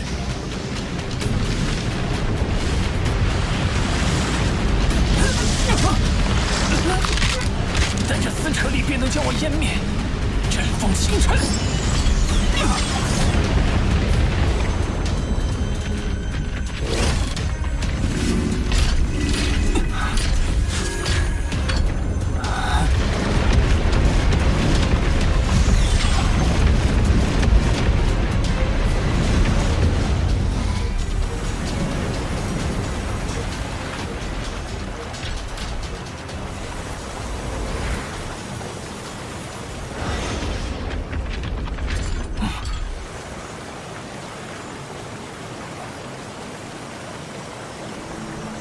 奇异的空间，有点像发现空间之心的地方。好强的阻力，是雾气中蕴含着特殊力量，封锁了空间波动，那便无法瞬移，也不能神国传送。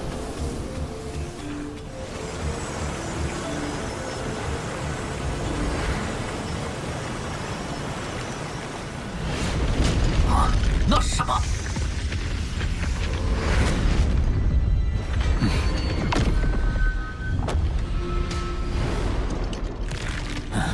有军队，与刚才那尊者是同一组，300多人，个个都是不朽，有念力扫荡。外族，你快去上报，其他人随我追击。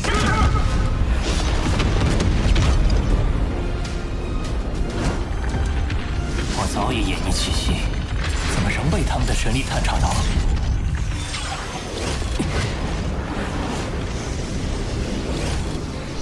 他们好生灵活，似乎完全不受雾气影响。不过，就凭你们还追不上我？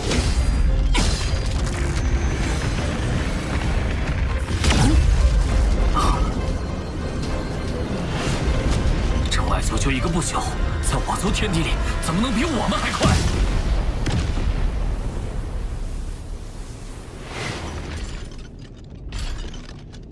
这里的土著身体基因非比寻常，随便几个士兵都这么强。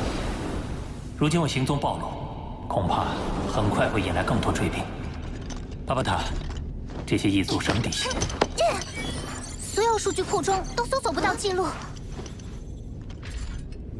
难道真如传言所说，从不曾有人离开这里带出讯息？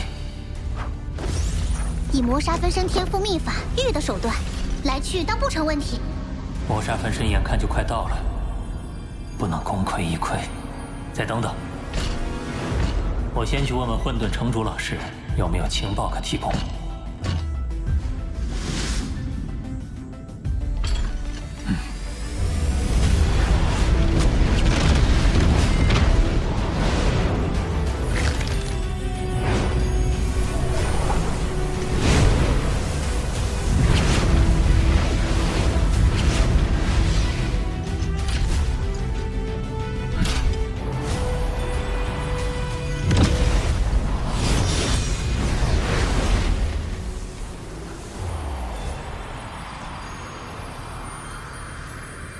到了，就看这次了。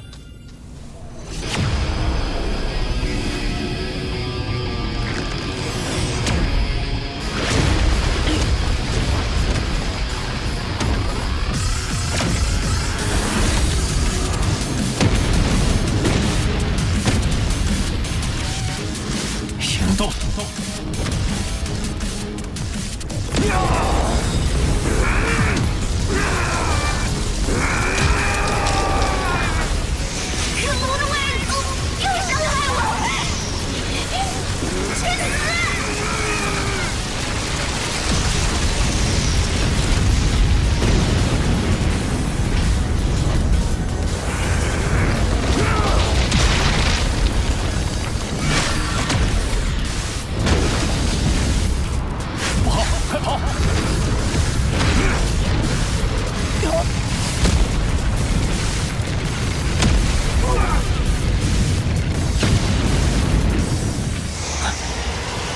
来了，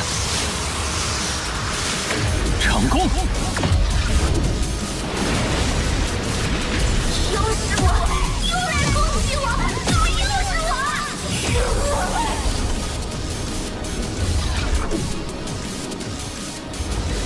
很好，现在这个谋杀分身赶来了，不太对劲。前些日子，那些家伙还一直追着我，力度越来越大，甚至有过11名不朽联手围杀我。可现在，他们却突然消失了，这可不是什么好兆头。皇子殿下，整个包围圈300万将士已完成合围，9位将军也已就位，只等您一声令下。想不到这外族这么能逃，有趣的很。定要让我亲手击杀他。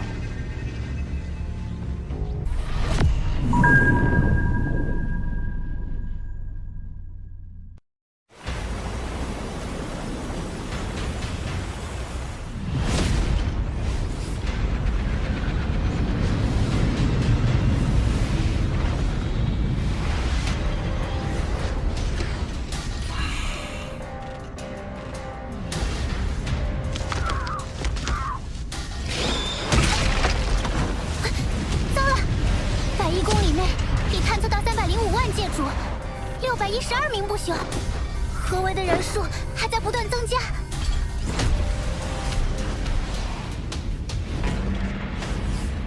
我族神力勾动九幽世界之力，能清晰查探出周遭一切非我族群之力的外族。数百万将士合力，我就不信那外族逃得脱。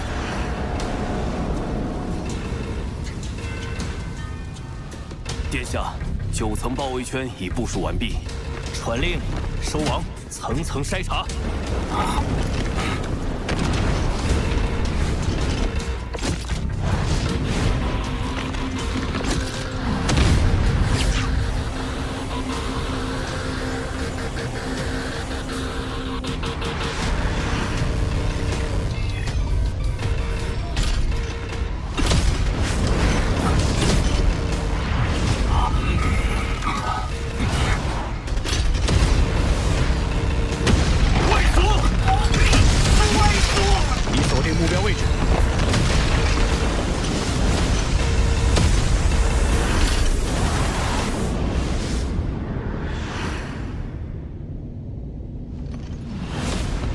800不朽听令，9幽合击。 9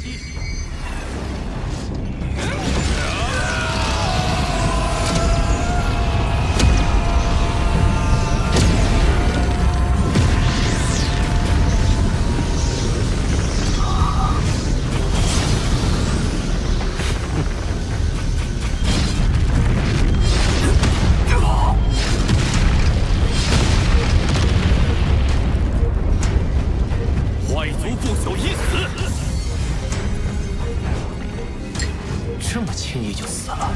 不对，才这么点东西，他肯定是假的。众将士归位，包围圈继续收缩。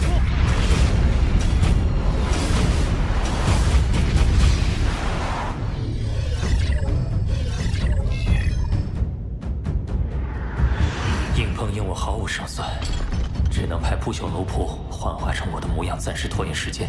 现在就看是包围圈收缩的快，还是磨砂族分身赶来的快了。好可怕的阻力，不仅无法瞬移，连返回都难。幸好我有天赋秘法玉，不然怕是要耗死在这里。发现外族！发现外族！发现外族！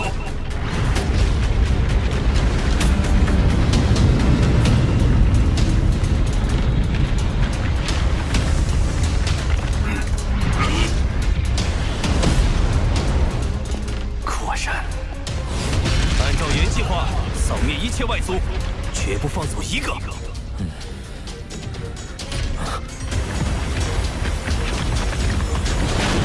他们越来越近了。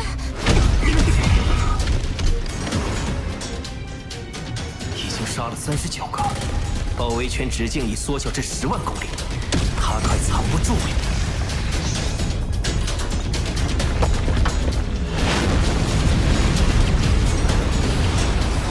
抓到你了！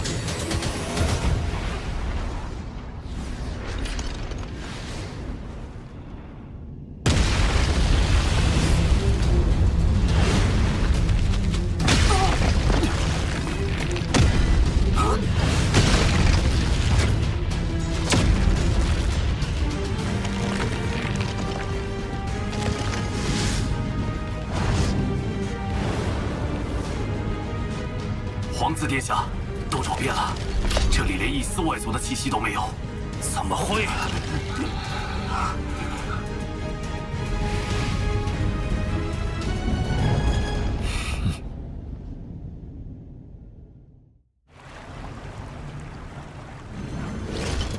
天赋秘法，分身。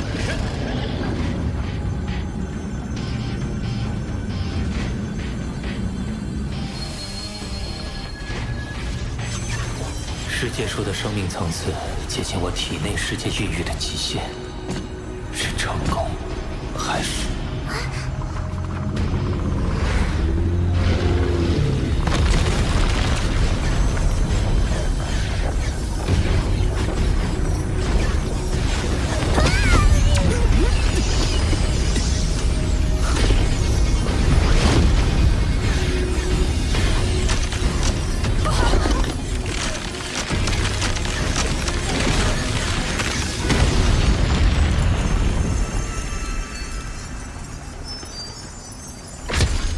体内世界无法承受其生命层次，费了那么大力气，还是失败了。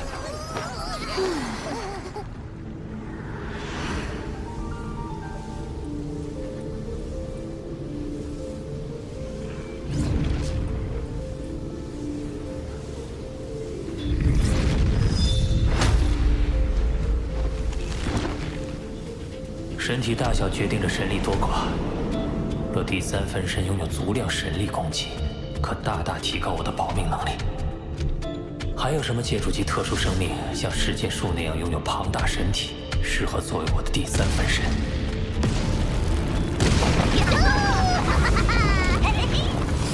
这么破坏会被叔叔说的吧？没事，他更希望我们变强。婴儿就是行星级，成年便是界主。这族群还真是强大。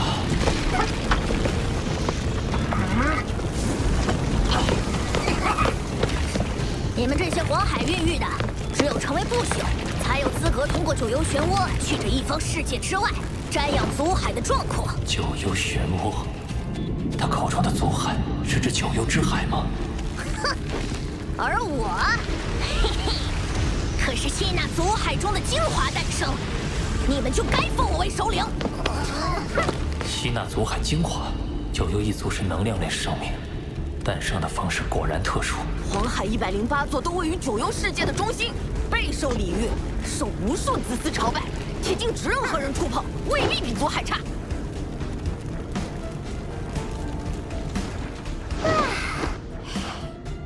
先前听说这里有108位皇子，没想到黄海竟然也是108座。怎么会这么巧？难不成每一座黄海都和皇子有关？甚至……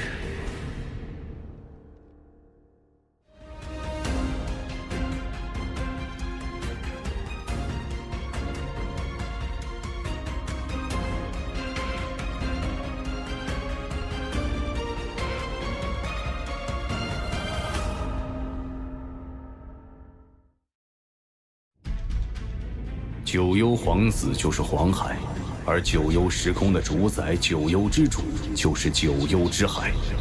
果然如此。九幽之主的地位之所以与我媲美，是因为他被击杀后很快就会现身，不死不灭。当年妖族的天狼之主和苍央之主联手追杀他至九幽之海。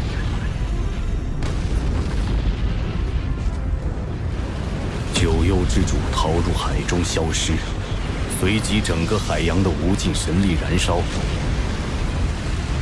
苍央之主瞬间就被灭杀，天狼之主则靠至宝天狼殿才侥幸逃出。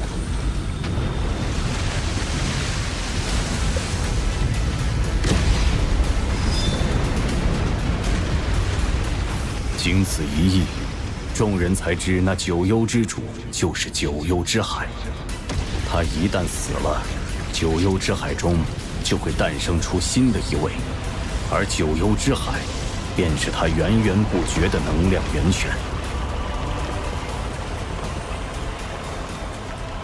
有那直径10几光年的神力海洋，宇宙中谁能和他比拼神力？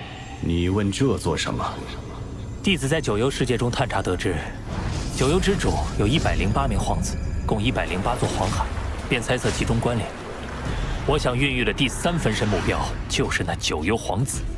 哦，有108位共存，生命基因层次应该不会太高，孕育成功几率会更高。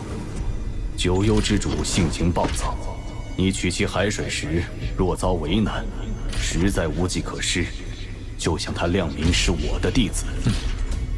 此行务必小心，免得让老师惦念。你可知真眼得知你被逼入九幽漩涡后，不惜闯入九幽时空，与废镜王死战。后来呢？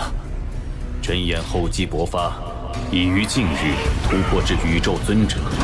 废镜王实力远不及他，被杀得无路可逃。若非万峰尊者前来阻拦，废镜王必死。老师的恩情我一定偿还，而废镜王，他的命早晚由我来受。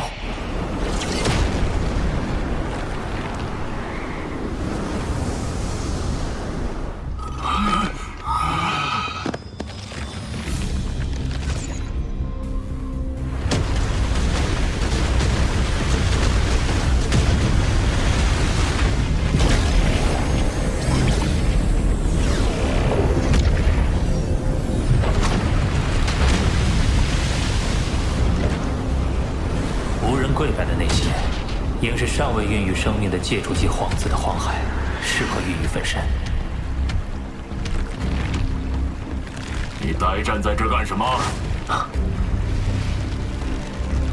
欣赏黄海的壮阔，一时愣神。小心点儿，海水严禁碰触。明白。希望九幽之主不会在乎这点海水。为了第3分身，为了将来的机遇，拼了！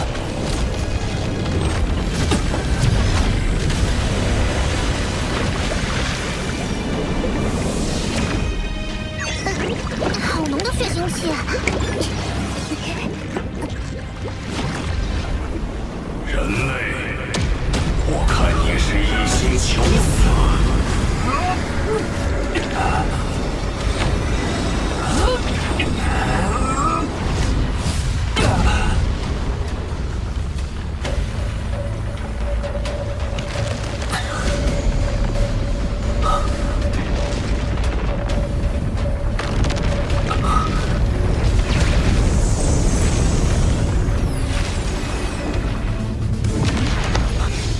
九幽之主，你在此逗留已久，应该知道黄海是禁止触碰的，竟还胆敢弄走海水！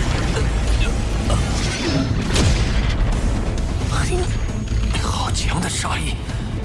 我发现其他黄海的海水很普通，唯有这小型的黄海，海水有如鲜血，甚至隐隐能闻到血腥味。我在好奇下才弄了一些海水，我也是心存侥幸。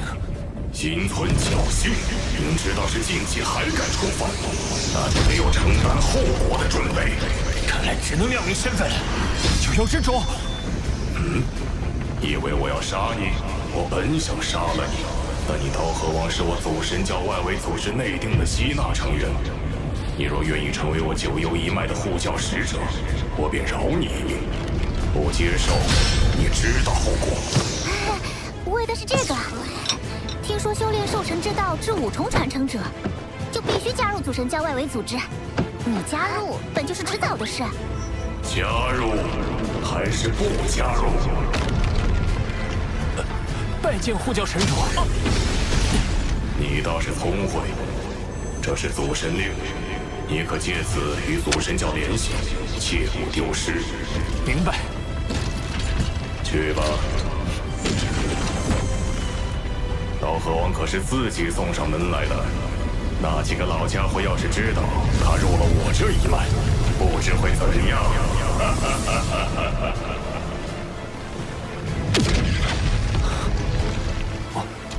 我竟然到了九幽时空之外！恭喜主人，贺喜主人，恭喜主人！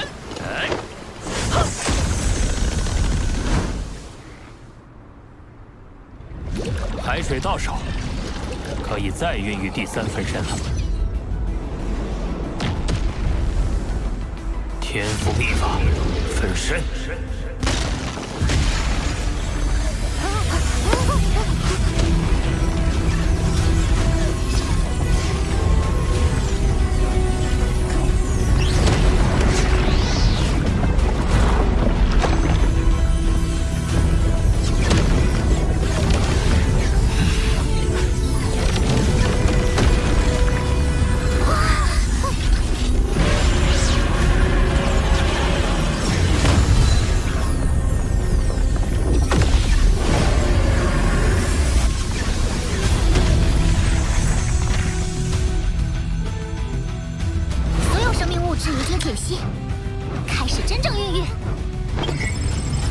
时间600年，成功了！将来我便会拥有无穷无尽的神力源泉，即使陨落，也能再度诞生。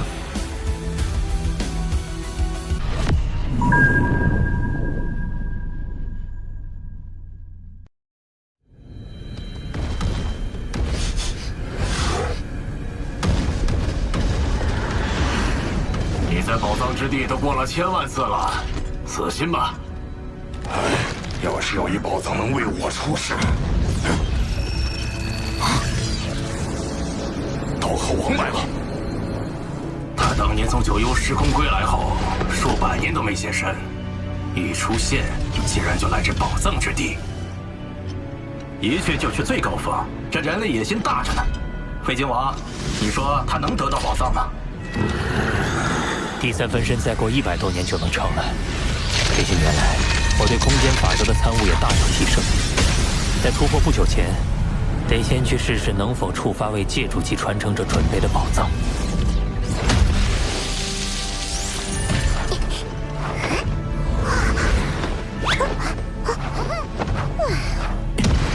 他还差得远。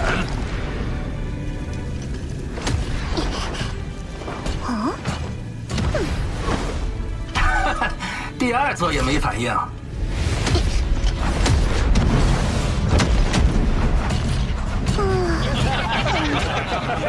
小小刀河王，这下该知道自己的斤两了。开启宝藏真难啊，这是最后一座了。没事，本就是来碰碰运气。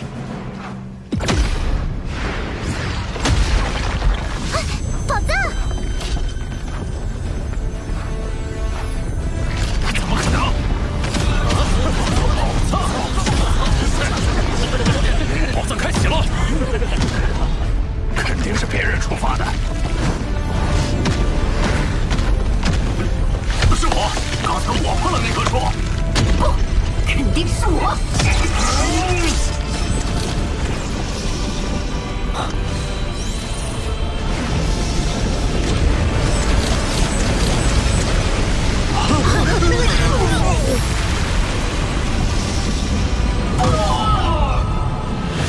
只有刀河王还没出来。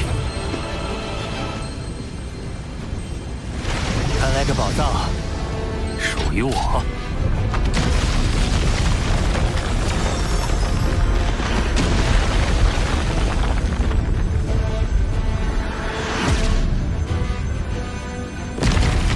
此处的宝藏可都有媲美至宝的价值，不知这戒指里会是什么？刀河王，日后我一定会让你明白，自身实力才是根本。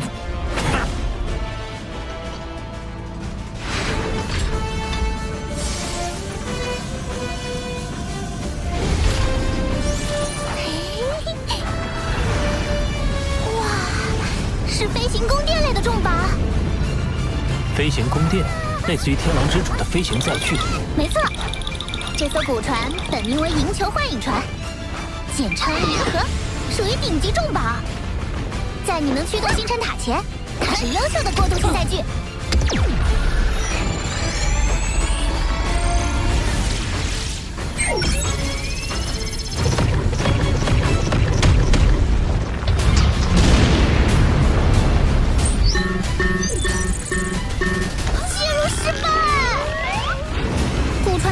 主人在权限上设了卡，只有破译密文才能解锁权限。可这种密文在我的数据库里没有记载。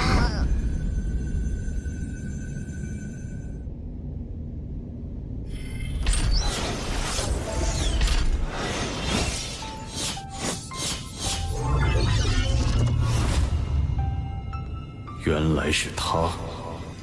这位乘风前辈是？乘风。祖神教最早时期的8大兽神之一，与后天凭借修炼成为兽神的存在不同。自宇宙诞生之初，他便融合本源法则，化身为兽神，属于天生兽神。他实力强大，只是天生兽神凝聚宇宙精华而生，无论鳞甲、皮毛、血液，都具有奇效，是强者眼中的珍宝。包括你使用的血络晶，也是天生兽神留下的。至此，你应能猜出乘风的命运。血络世界的兽神遭强者围杀而死，那乘风前辈也……他早已陨落。哪怕是天生兽神，也逃不过弱肉强食的铁则。于我们人类而言也是如此。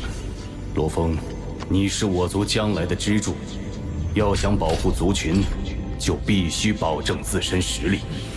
眼下，你虽已濒临突破不朽的关口，但唯有先提高生命基因层次，才能在突破后站到更高的起点。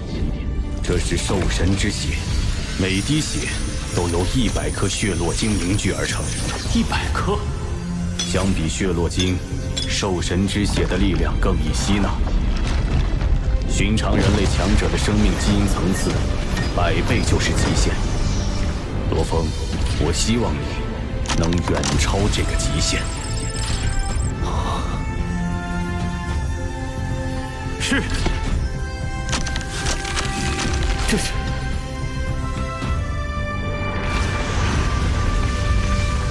第3分身要诞生了。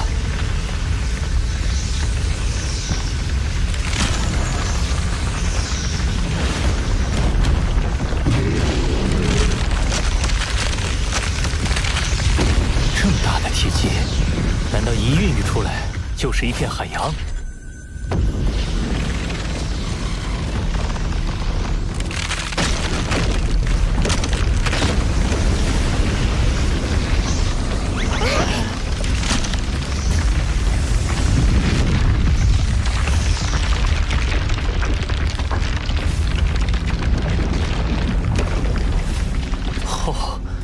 这第3分身竟然是血肉类生命，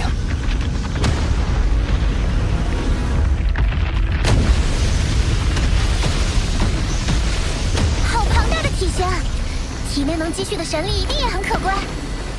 考虑到与九幽之海的渊源，这第3分身不如就叫幽海分身。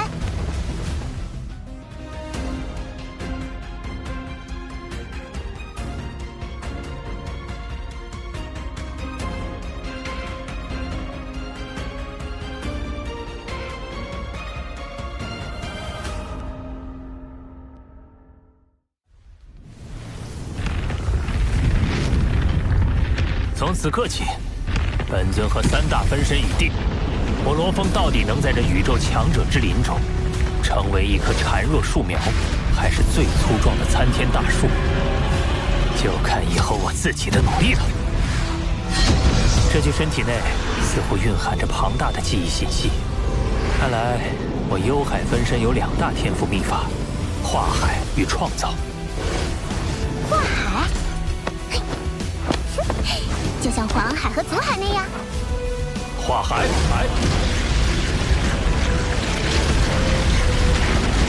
化海天赋能瞬间让分身化作无尽幽海，并且体积可不断膨胀，以此容纳更多神力。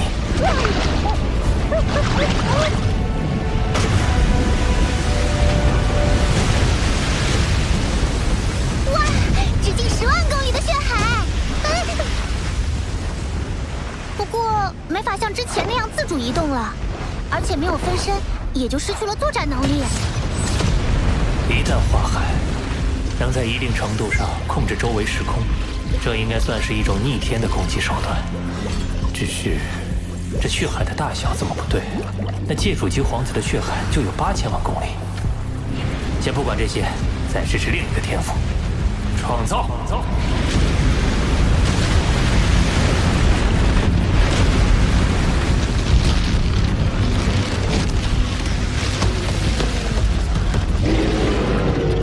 这是从无尽幽海中提炼出能量，再对生命基因进行组合，最终凝聚成生命。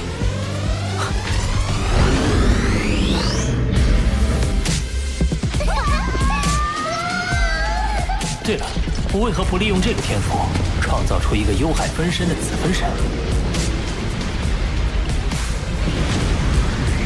这个子分身可以用于存放意识，就算被毁，也可以再度凝聚。难怪九幽之主可以一直复活，因为死的都是分身而已。只是他的活动范围依然受限，且战力大不如前。这个问题恐怕一时难解。眼下还是专注于提升生命基因层次更为要紧。除了作为能量生命的磨砂分身，其余3具身体都有提升生命基因层次的空间，一同提升到上限，才算是在突破不朽前打下了最扎实的根基。我倒要看看宇宙生命基因层次的真正极限。幽海分身虽然是特殊生命，可也是血肉类生命，一定能修炼9阶秘典，提升基因层次。而人类本体和金角分身的提升，则需借助血络晶。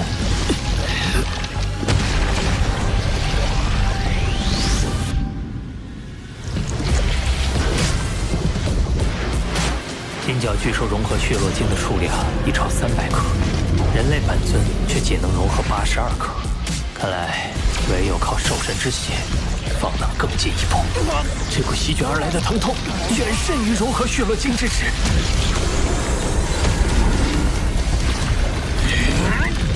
对9阶秘典第5阶的领悟，以为我和金角分身打下48倍生命基因层次的基础。如今，金角分身的基因层次已达6400倍，人类本体虽有不及，但也超过了3000倍。废镜王的基因层次也才2000倍，突破不朽后，他恐怕就不是你的对手了。3600倍，7200倍，幽海分身的基因层次，通过领悟秘典，甚至超过了金角巨兽。啊！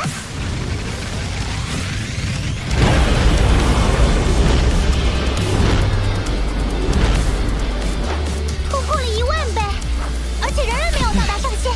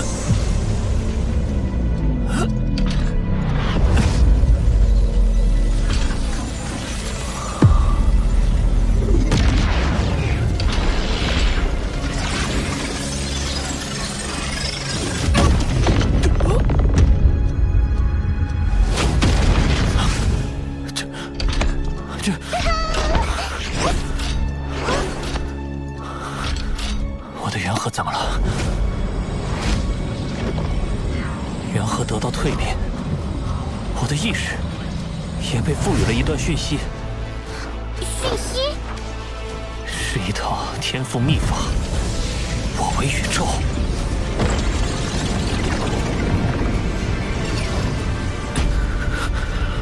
它的威能极大，一旦施展，身体将瞬间化为微型宇宙，困于其中的敌人将实力大减，自身则实力大增。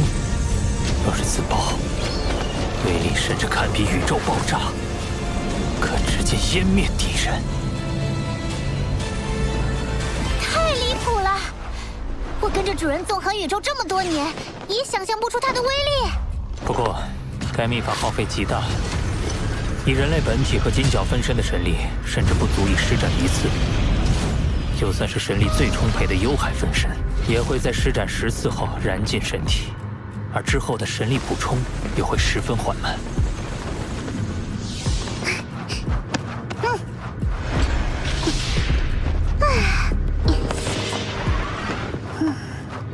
生命一旦成为不朽，位于宇宙核心的本源之地便会将大量神力灌入对方的体内，以助其完成蜕变。所以你突破后，神力供应会有所改善，但恐怕还是不够。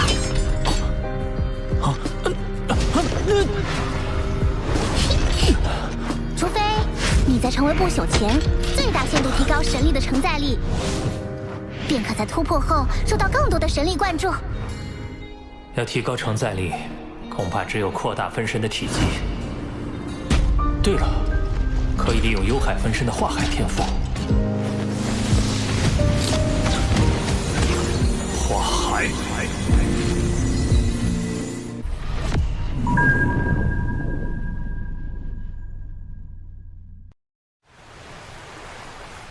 化海。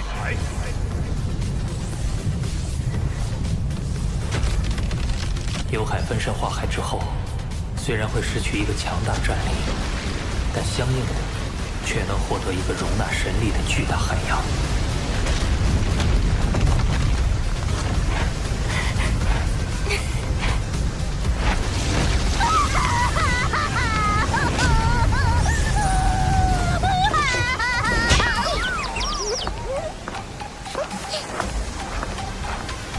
天哪，陆地快被淹没了！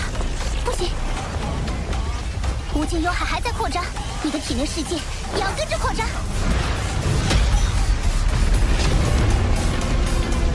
快吃！吃完以后，用你的能量扩大体内世界，我可不想被淹。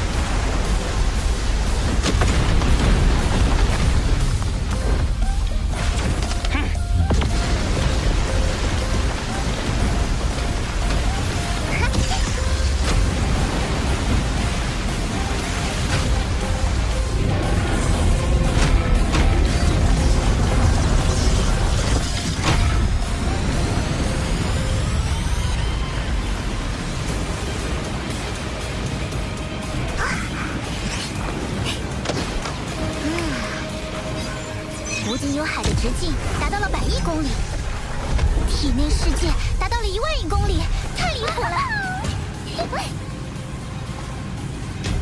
终于，我的生命基因层次和神力承载的能力都已到达极限。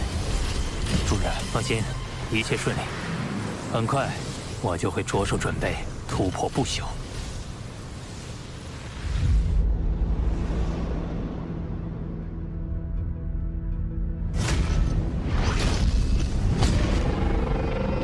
我的其余分身均已沉睡，所有意识都集中于一体，全力以赴进行突破。人和是我长期以来的命门所在，然而突破不朽势必要连接宇宙本源之地。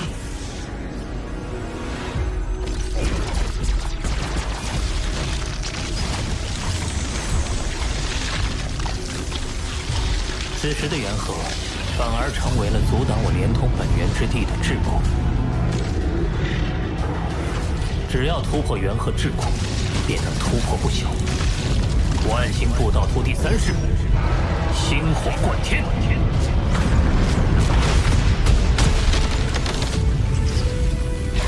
怎么可能？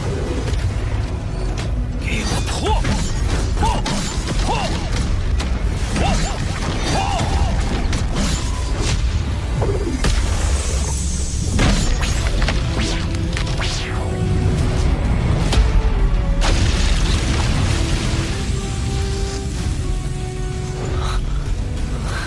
怎么可能？无论是意志、意境、念力、阵符和自创绝学，我都媲美蜂王无敌，竟然也无法打破元和桎梏。还不是幽海分身生命基因层次突破10000倍，让元和得到蜕变。它助你得到了更深广的体内世界，相应的突破时也会给予你更强的桎梏。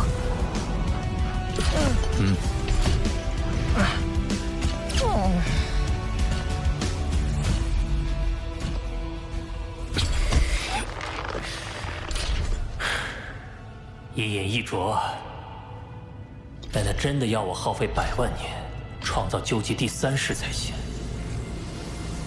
刀河王怎么还没突破不朽啊？当年风华绝代的刀河王销声匿迹了。看来刀河王也是徒有虚名，成套运气。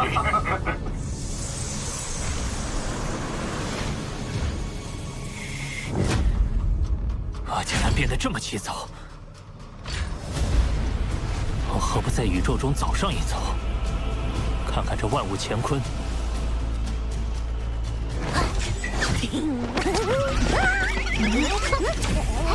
阿巴达，出发，我们去宇宙中流浪。过去，我常常在封闭空间内枯坐，希冀着依靠个人推演领悟突破。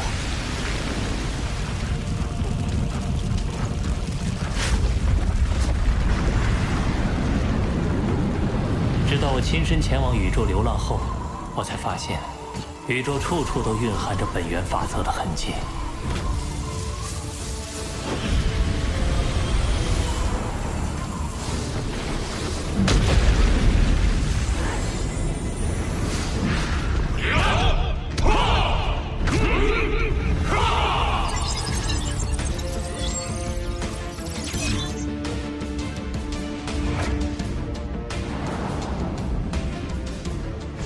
大至天体的诞生与湮灭，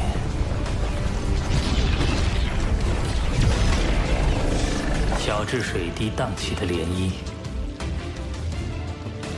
都与本源法则息息相关。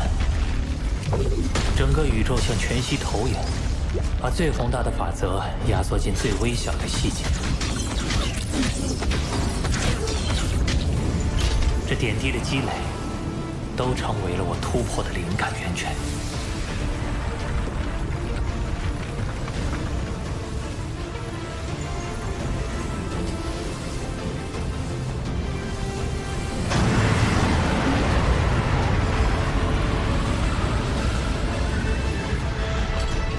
去突破不朽吧，无需坚定内心，因为内心自然而然有如浩瀚星空，不可撼动。无需抵抗幻境，因为幻境和真实宇宙比，更不堪一击。论意志，我恐怕也不亚于宇宙霸主们。破桎梏，成就不朽，星火贯天，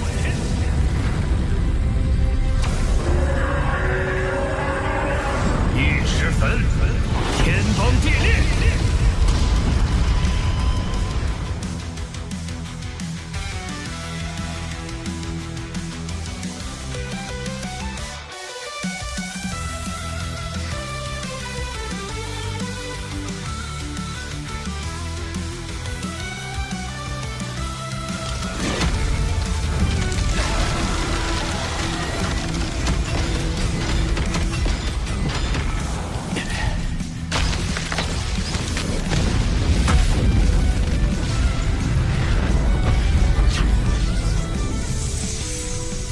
金之本源法则降临。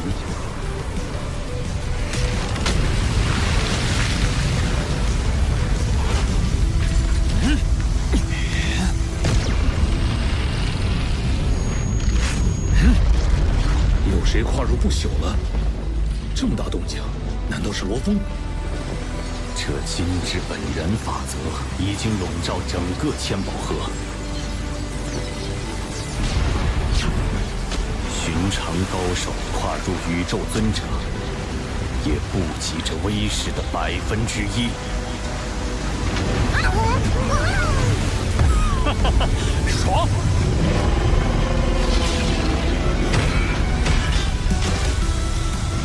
这来自宇宙本源之地的神力，怕是比亿万件重宝还要珍贵。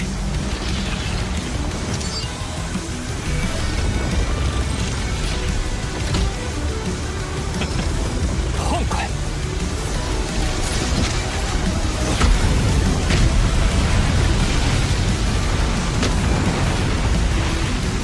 刚突破不朽，就能从宇宙本源之地勾动如此骇亮的神力。我人类之中，怕是很快就要诞生一个震慑亿万族群的超级存在了。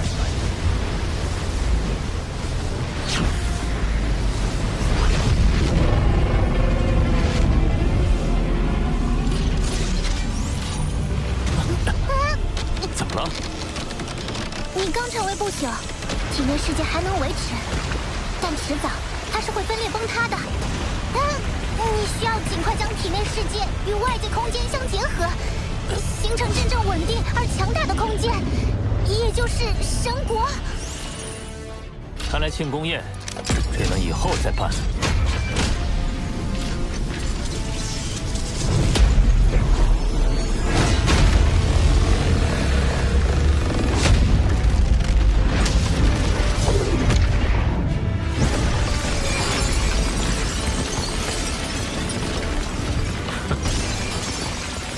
就用这枚巨型空间碎片，将体内世界与其结合。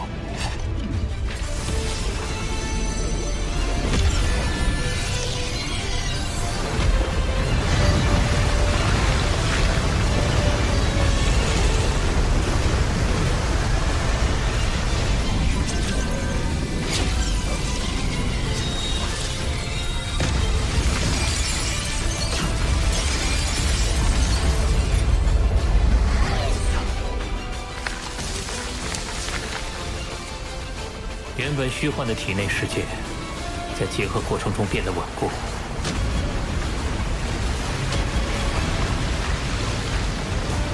终于成为了一个真实存在的世界。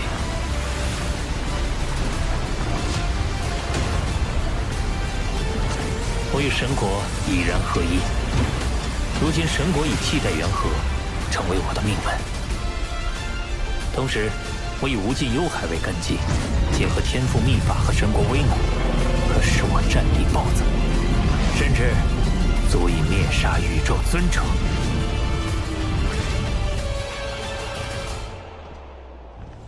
老师，罗峰，过来。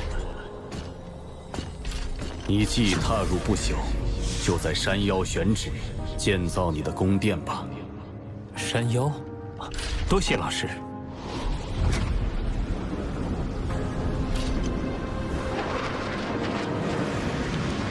是刀河王，他怎么到山腰来了？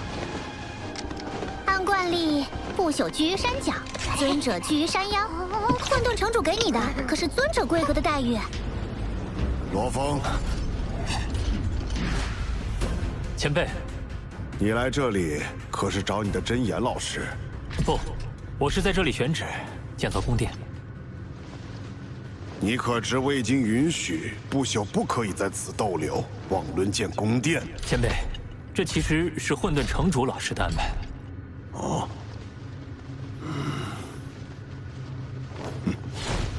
那你慢慢找吧。此处向来只有宇宙尊者可住，可罗峰居然破例，如何让诸多强者们信服？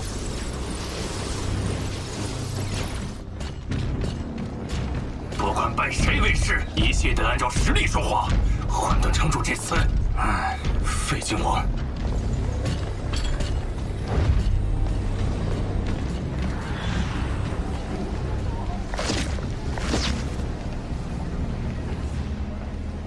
你来干什么？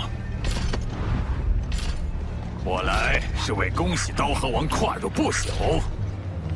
恭喜，他是因为此前追杀不成，心怀不甘，来继续纠缠的吗？除了恭喜，还有何事？说吧。果然痛快。